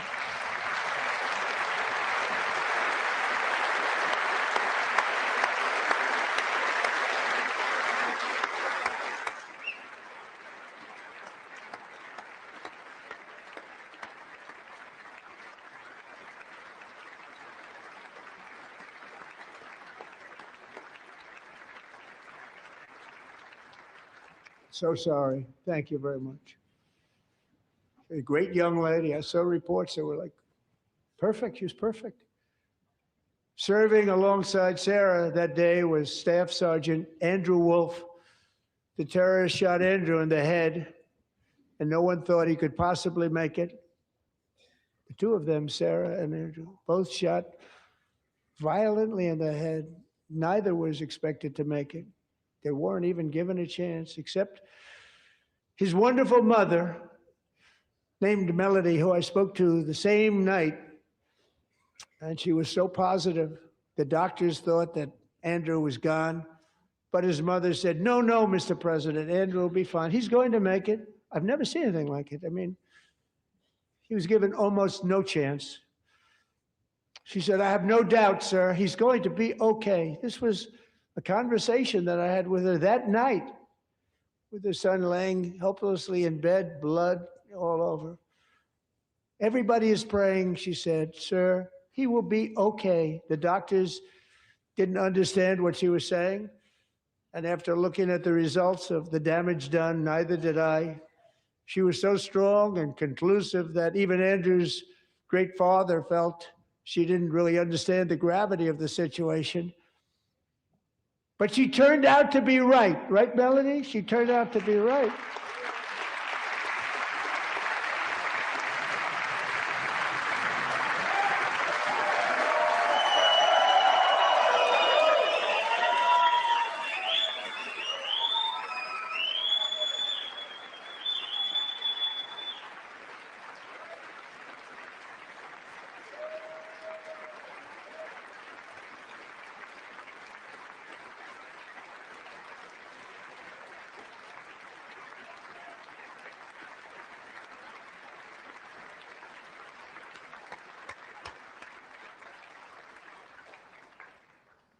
Amazing, actually.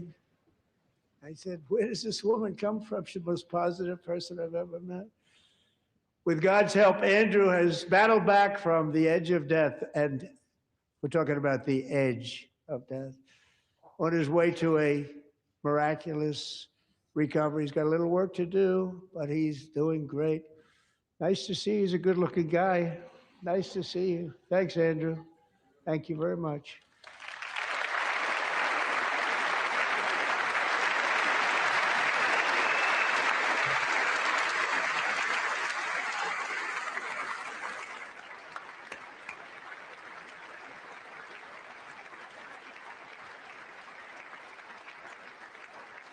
So Andrew, while you're up, now I'm going to ask a highly respected General James Seward to present Staff Sergeant Andrew Wolf and the great family of Sarah Beckstrom with the award created by our late great President George Washington himself. It's called the Purple Heart.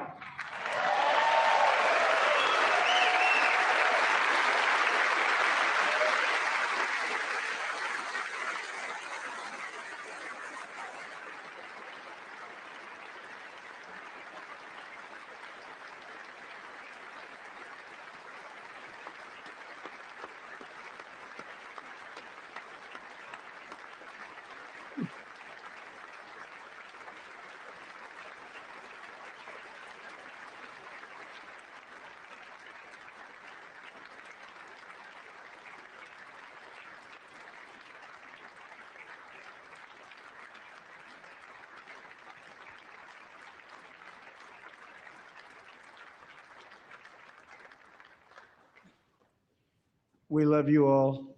Love you. We're proudly restoring safety for Americans at home, and we are also restoring security for Americans abroad. Our country has never been stronger. In my first 10 months, I ended 8 wars, including Cambodia. Isn't it funny? 6 people. Cambodia and Thailand, Pakistan and India.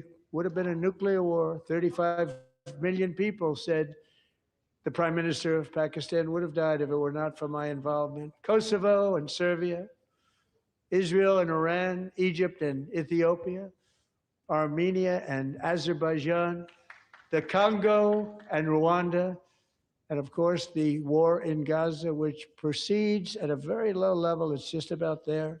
And I want to thank Steve Witkoff and Jared Kushner for your help. Thank you, Steve. Thank you, Jared.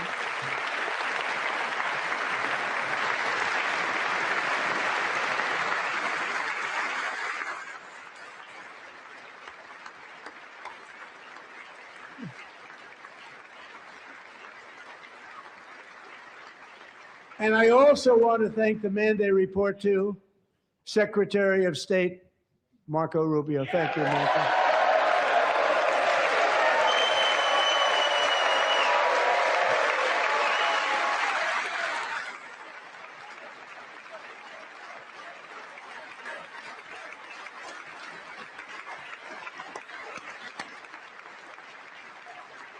People don't like you. You know, Marco got 100% of the votes when he was in confirmation. I think our next one was about 54%. And some of the Democrats are now saying, I can't believe we approved that guy. And he said it's an honor that they feel that way, right, Marco? You have done a great job, great Secretary of State. I think he'll go down as the best ever.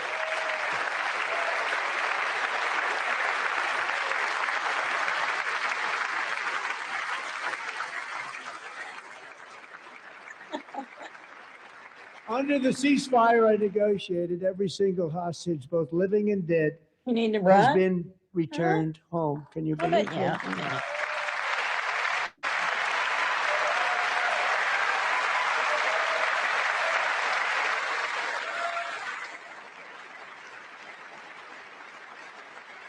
Nobody thought it was possible. Nobody thought that was possible. Both living and dead. And those parents who had a dead son, their boy, they'd always tell me their boy, they wanted him as much as though he were living. It was an amazing period of time. And they came back, and when we got all of the living hostages back, and many, many before them, but I always said those last 20 are going to be very tough, but we got many, many more, hundreds. But I said those last 20 are going to be tough. We got them back. But we only got back 14 or 15 of the dead of the 28. And believe it or not, Hamas worked along with Israel, and they dug and they dug and they dug. It's a tough thing to do, going through bodies all over, passing up 100 bodies sometimes for each one that they found. Tough job. And they finally got it back to 27. And then Steve and Jared, they got it back to 28. They found all 28. Nobody thought that was possible, but we did it. And I remember the family of the 28th. They were so grieved, but they were so happy as it's possible to be. They had their boy back. The mother said, "Sir, we have our boy back." What a period of time that was, but we got them all back. So thank you both very much. Great job.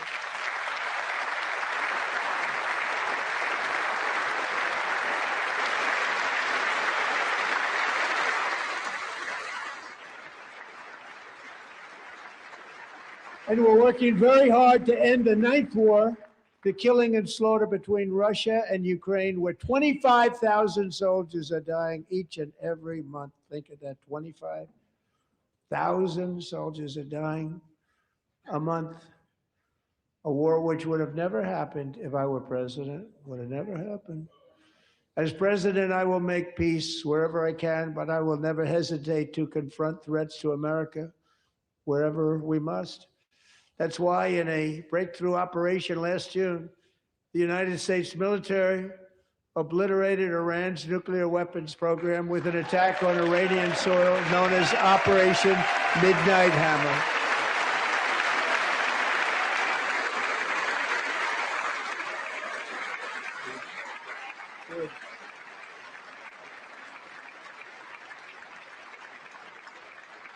For decades, it had been the policy of the United States never to allow Iran to obtain a nuclear weapon.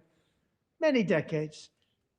Since they seized control of that proud nation 47 years ago, the regime and its murderous proxies have spread nothing but terrorism and death and hate. They've killed and maimed thousands of American service members and hundreds of thousands and even millions of people. with what's called roadside bombs. They were the kings of the roadside bomb. And we took out Soleimani. I did that during my first term. Had a huge impact. He was the father of the roadside bomb.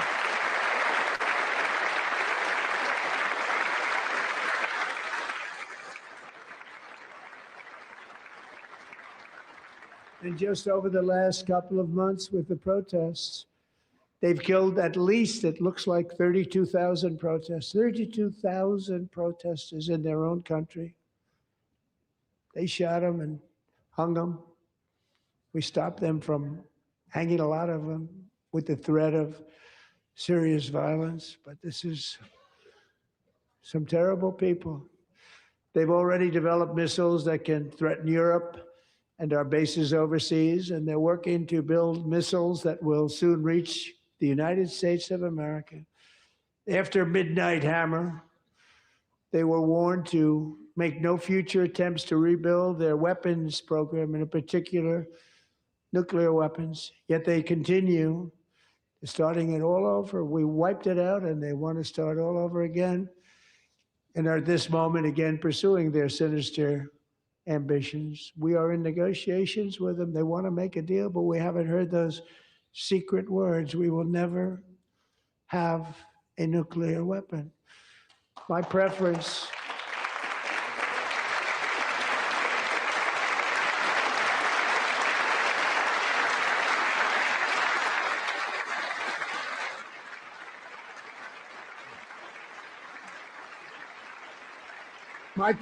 is to solve this problem through diplomacy. But one thing is certain, I will never allow the world's #1 sponsor of terror, which they are by far, to have a nuclear weapon. Can't let that happen.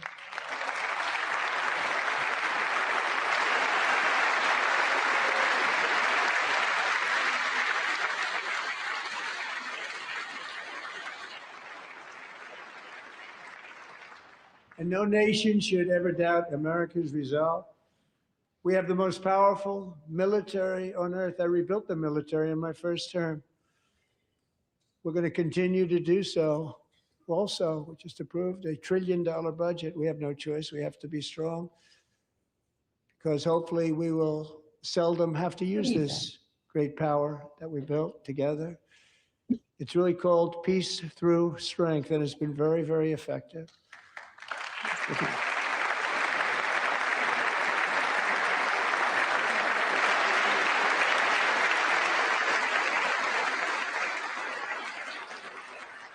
So thanks to Republican in Congress, we're investing that record number of dollars, have no choice, in the United States Armed Forces. Also creating a lot of jobs, but we're not even doing it for that reason. Because as I said, we have more jobs, more people working today than ever before in the history of our country. And NATO countries are friends and allies. They are. They're our friends and they're our allies. Have just agreed at my very strong request to pay 5% of GDP for military defense rather than the 2%, which they weren't paying. We were paying for almost all of NATO. Now they're paying 5 as opposed to not paying 3.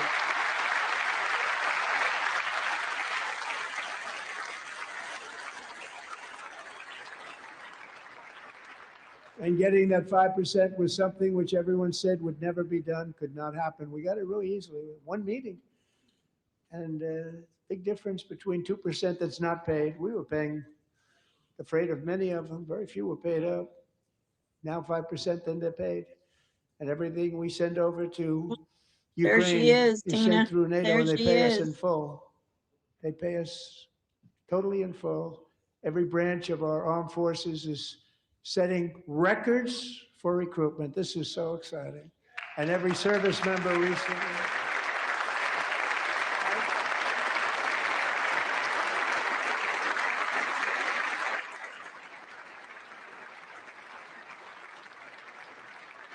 And every service member recently received a warrior dividend of $1,776.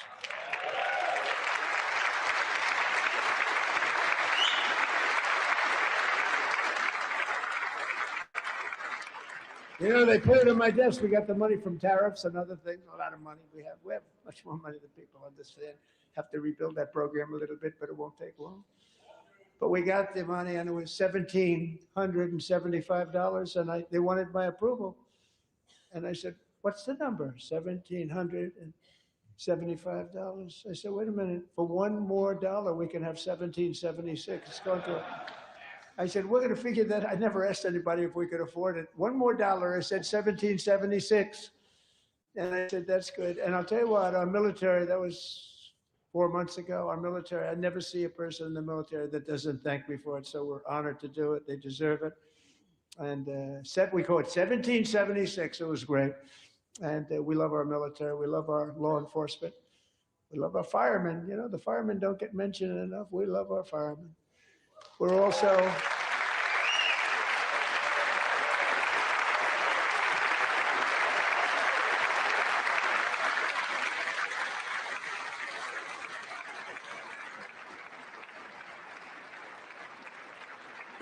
restoring American security and dominance What's in your the name? Western Get it right Hemisphere, acting Get to it. secure our national interests and defend our country from violence, drugs, terrorism, and foreign interference. For Where's Gumby? years, large Where's swaths Gumby? of territory in our region, including He's large parts of Mexico, really large parts of Mexico, have been controlled by murderous drug I'm cartels. swallowing it.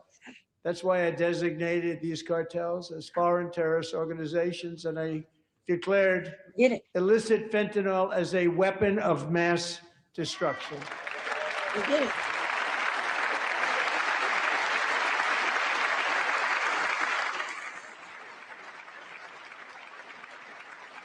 And with our new military campaign, we have stopped record amounts of drugs coming into our country and virtually stopped it completely coming in by water or sea. You probably noticed that. We very seriously damaged their fishing industry also. Nobody wants to go fishing anymore. We've also taken down one of the most sinister cartel kingpins of all. You saw that yesterday. In January,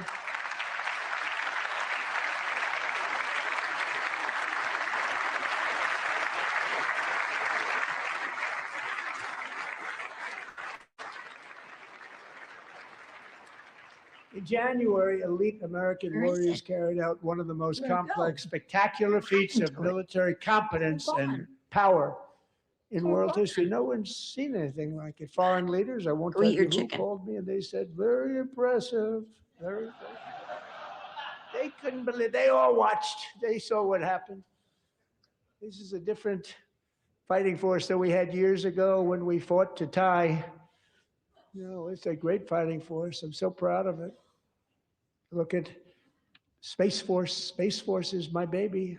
Because we did that, my baby. It's becoming so important.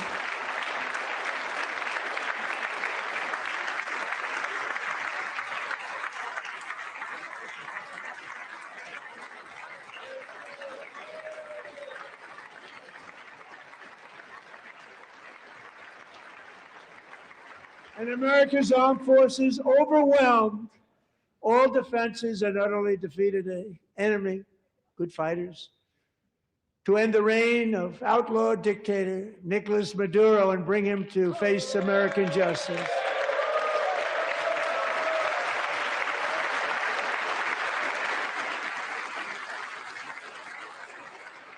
And this was an absolutely colossal victory for the security of the Where is United it? States, and it also opens up a bright new Is it down beginning there?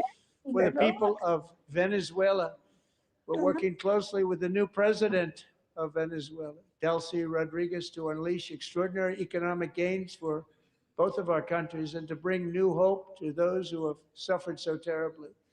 They really did suffer. With us tonight is Alejandro Gonzalez. She grew up in a tight-knit Venezuelan family and was especially close to her beloved uncle Enrique. But after Enrique ran for office and opposed Maduro, he was kidnapped by Maduro's security forces and thrown into the regime's really infamous prison in Caracas. Alejandro feared she would never see her uncle again. She feared for her own life also. But since the raid, we have worked with the new leadership, and they have ordered the closure of that vile prison and released hundreds of political prisoners already, with more to come. Alejandro, I'm pleased to inform you Look that over not there. It's only over has there, your Seymour. uncle Go been find it. released, but he is here tonight. We brought him over to celebrate his freedom with you in person. Enrique, please come down.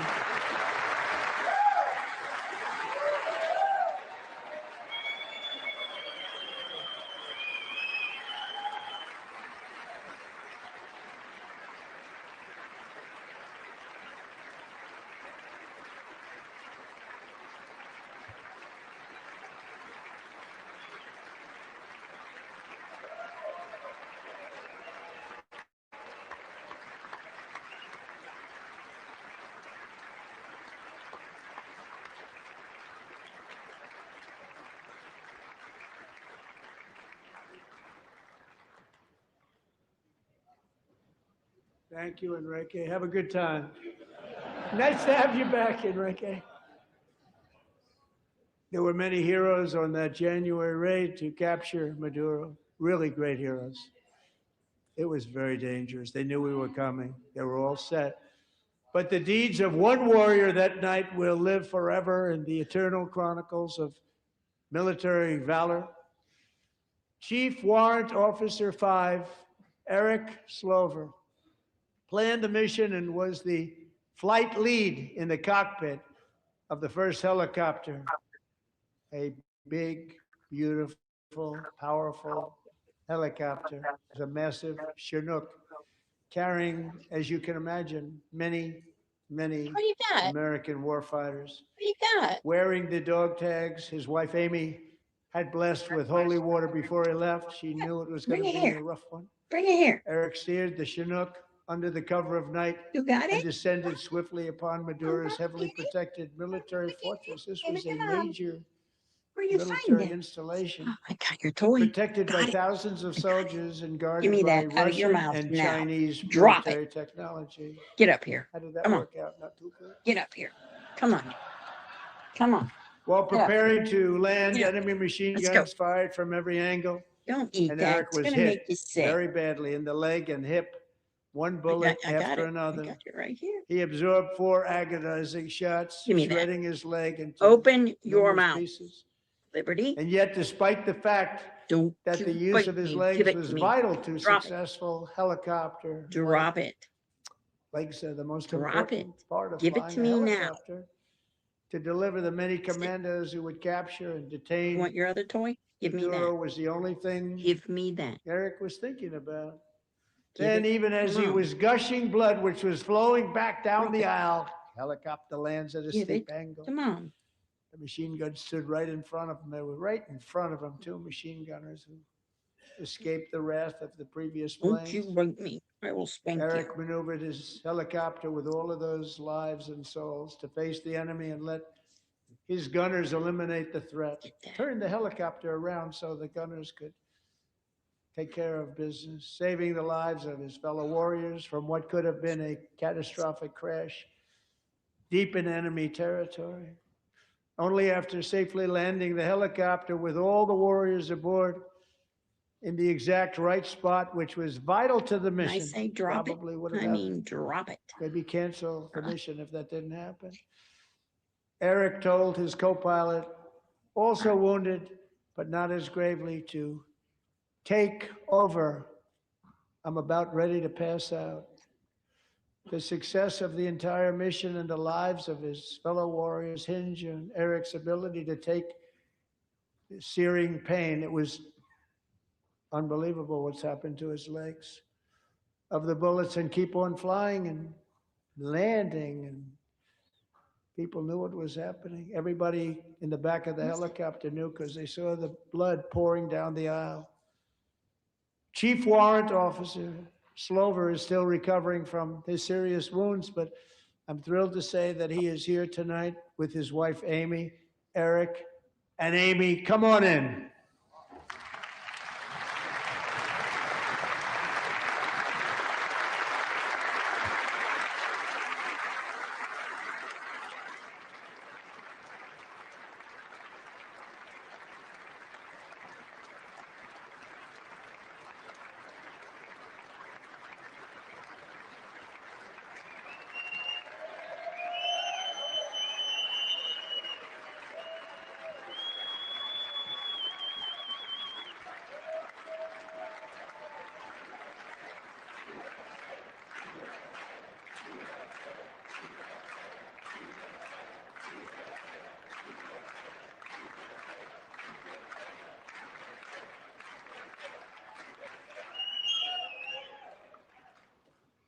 So we have a surprise, Eric and Amy.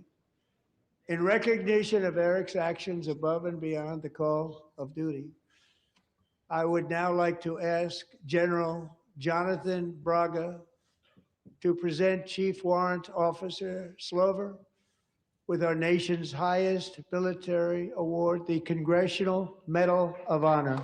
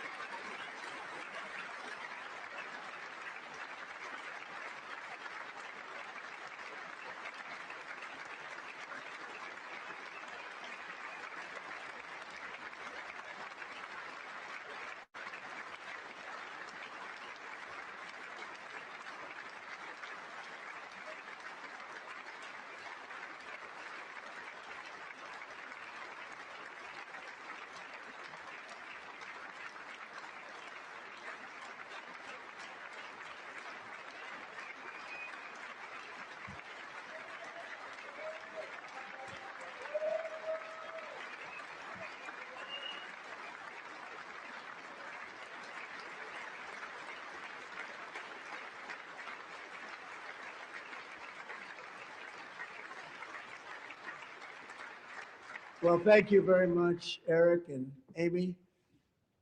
Great to get to know you. I met with them and with a lot of their fellow warriors at Fort Bragg recently. You notice the name Fort Bragg, we have it back. I don't know where it's at. We won the First World War with it, the Second World War with it, and then they decided to change the name. So we changed it back. Everybody wanted to change back too. And 10 of Eric's fellow warriors from that incredible night of victory will also be receiving medals at a private ceremony that will soon be held at the White House. And Eric will be there. Thank you.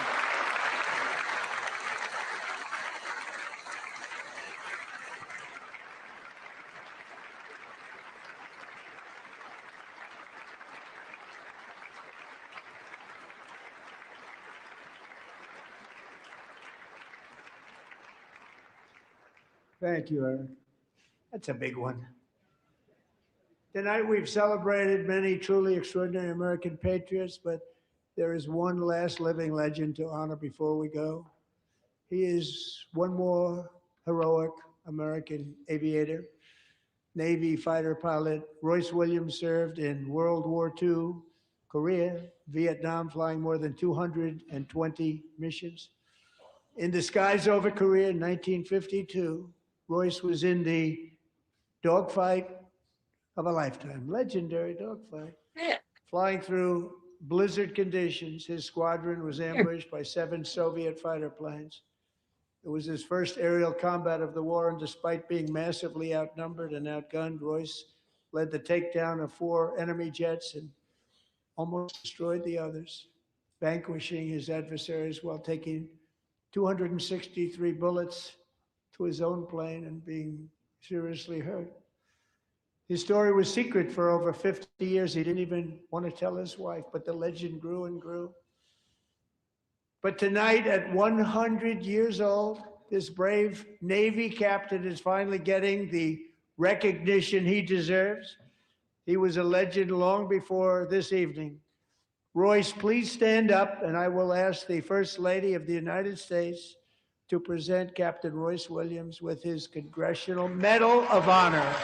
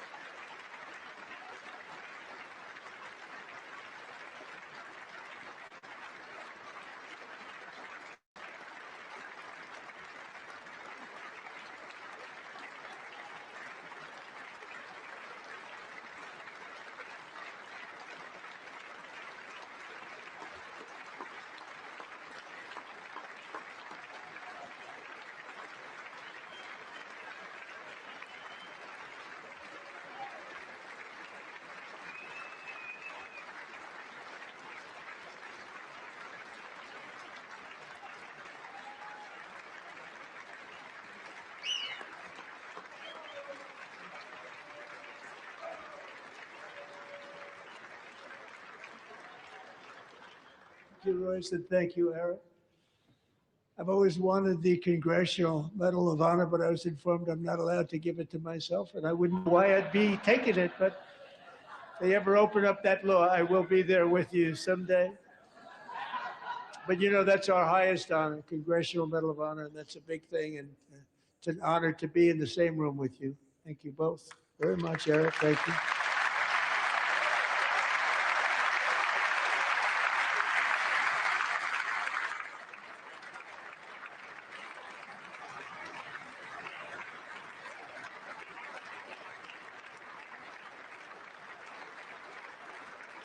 Thank you.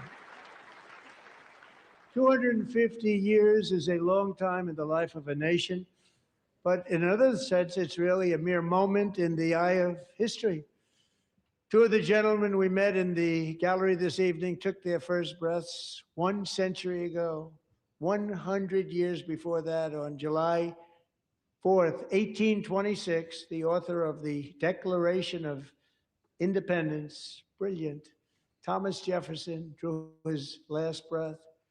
Just a single long human lifespan separates the giants who declared and won our independence from the heroes who stand among us tonight. Everything our nation has done, everything we have achieved, has been the work of those few great lifetimes. In those brief chapters, Americans built this nation from 13 humble colonies into the pinnacle of human civilization and human freedom, the strongest, wealthiest, most powerful, most successful nation in all of history.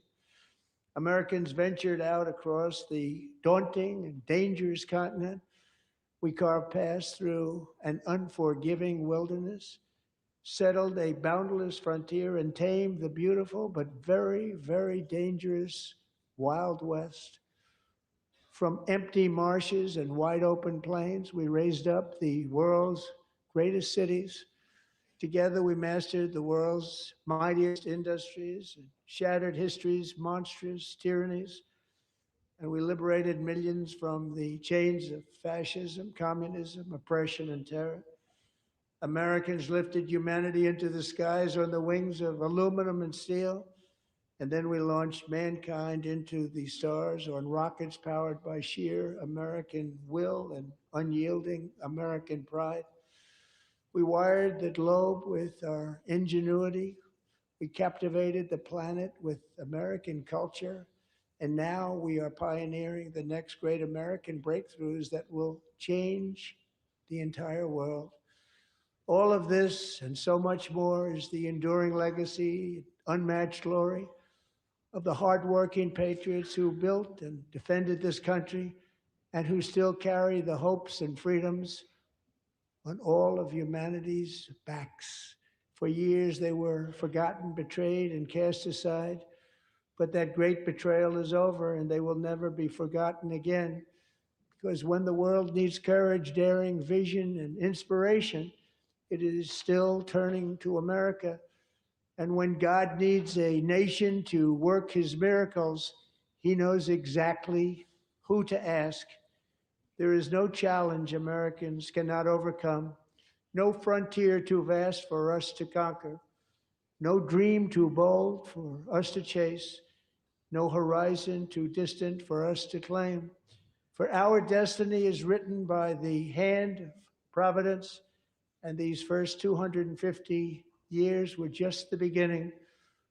From the rugged border towns of Texas to the heartland villages of Michigan, from the sun-kissed shores of Florida to the endless fields of the Dakotas, and from the historic streets of Philadelphia to right here in our nation's capital, Washington, D.C., the golden age of America is upon us. The revolution that began in 1776 has not ended. It still continues because the flame of liberty and independence still burns in the heart of every American patriot. And our future will be bigger, better, brighter, bolder, and more glorious than ever before. Thank you, God bless you, and God bless America.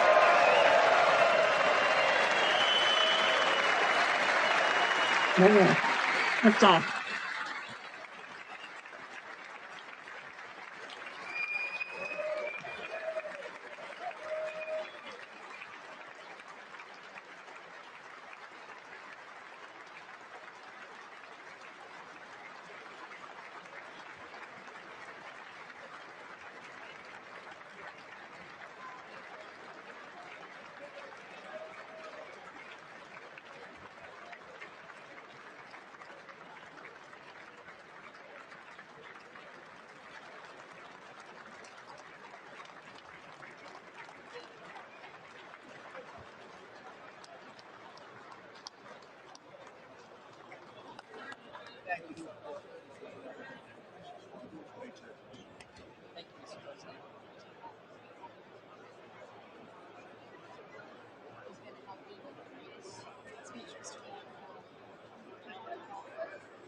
President, that was a home run.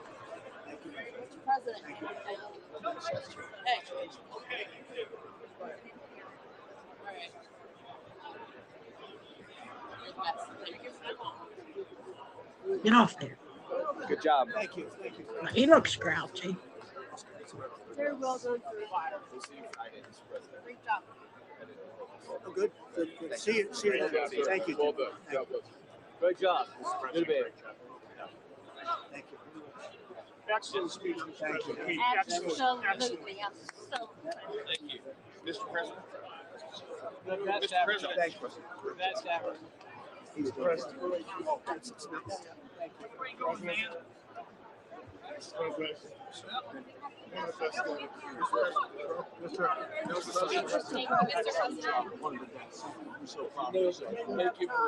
Thank you for honoring those veterans.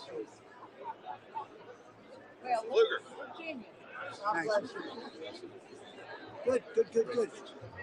I think you should take the rest of the day off. I think we have to. We're gonna have to. Thank you. All right, guys. You killed it. Thank you. I think you should take the rest of the day off. It was amazing. It really was. Home run. Really a grand slam. Grand slam. You rock. America loves you, lost. Thank you. It was amazing. America loves you. Oh, look at this guy. I like that tie. I want that tie. Give me that tie. Thank you. Put your kind of initial, just an initial. Thank you, boss. I like that tie. Amazing. Thank you. Thank you, everybody. Mr. President, outstanding speech, sir. Mr. President. You did good. They love the insider trading stuff. Great guy. How's he doing? He's a youngster. You did amazing. You really did. Great speech. Proud of you. Great job, Mr. President. Thanks for your leadership. Mr. President, well done. God bless you. God bless you, sir. Thank you, Thomas. All I can say is, yeah, Senator Kennedy is funny. Yes, sir. Love the finish.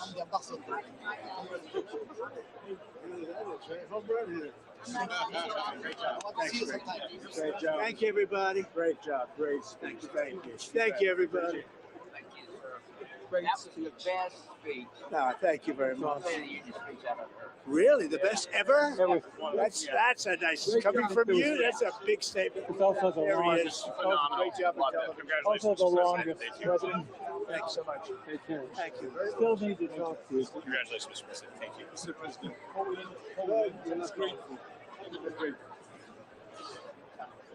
Well, there we go.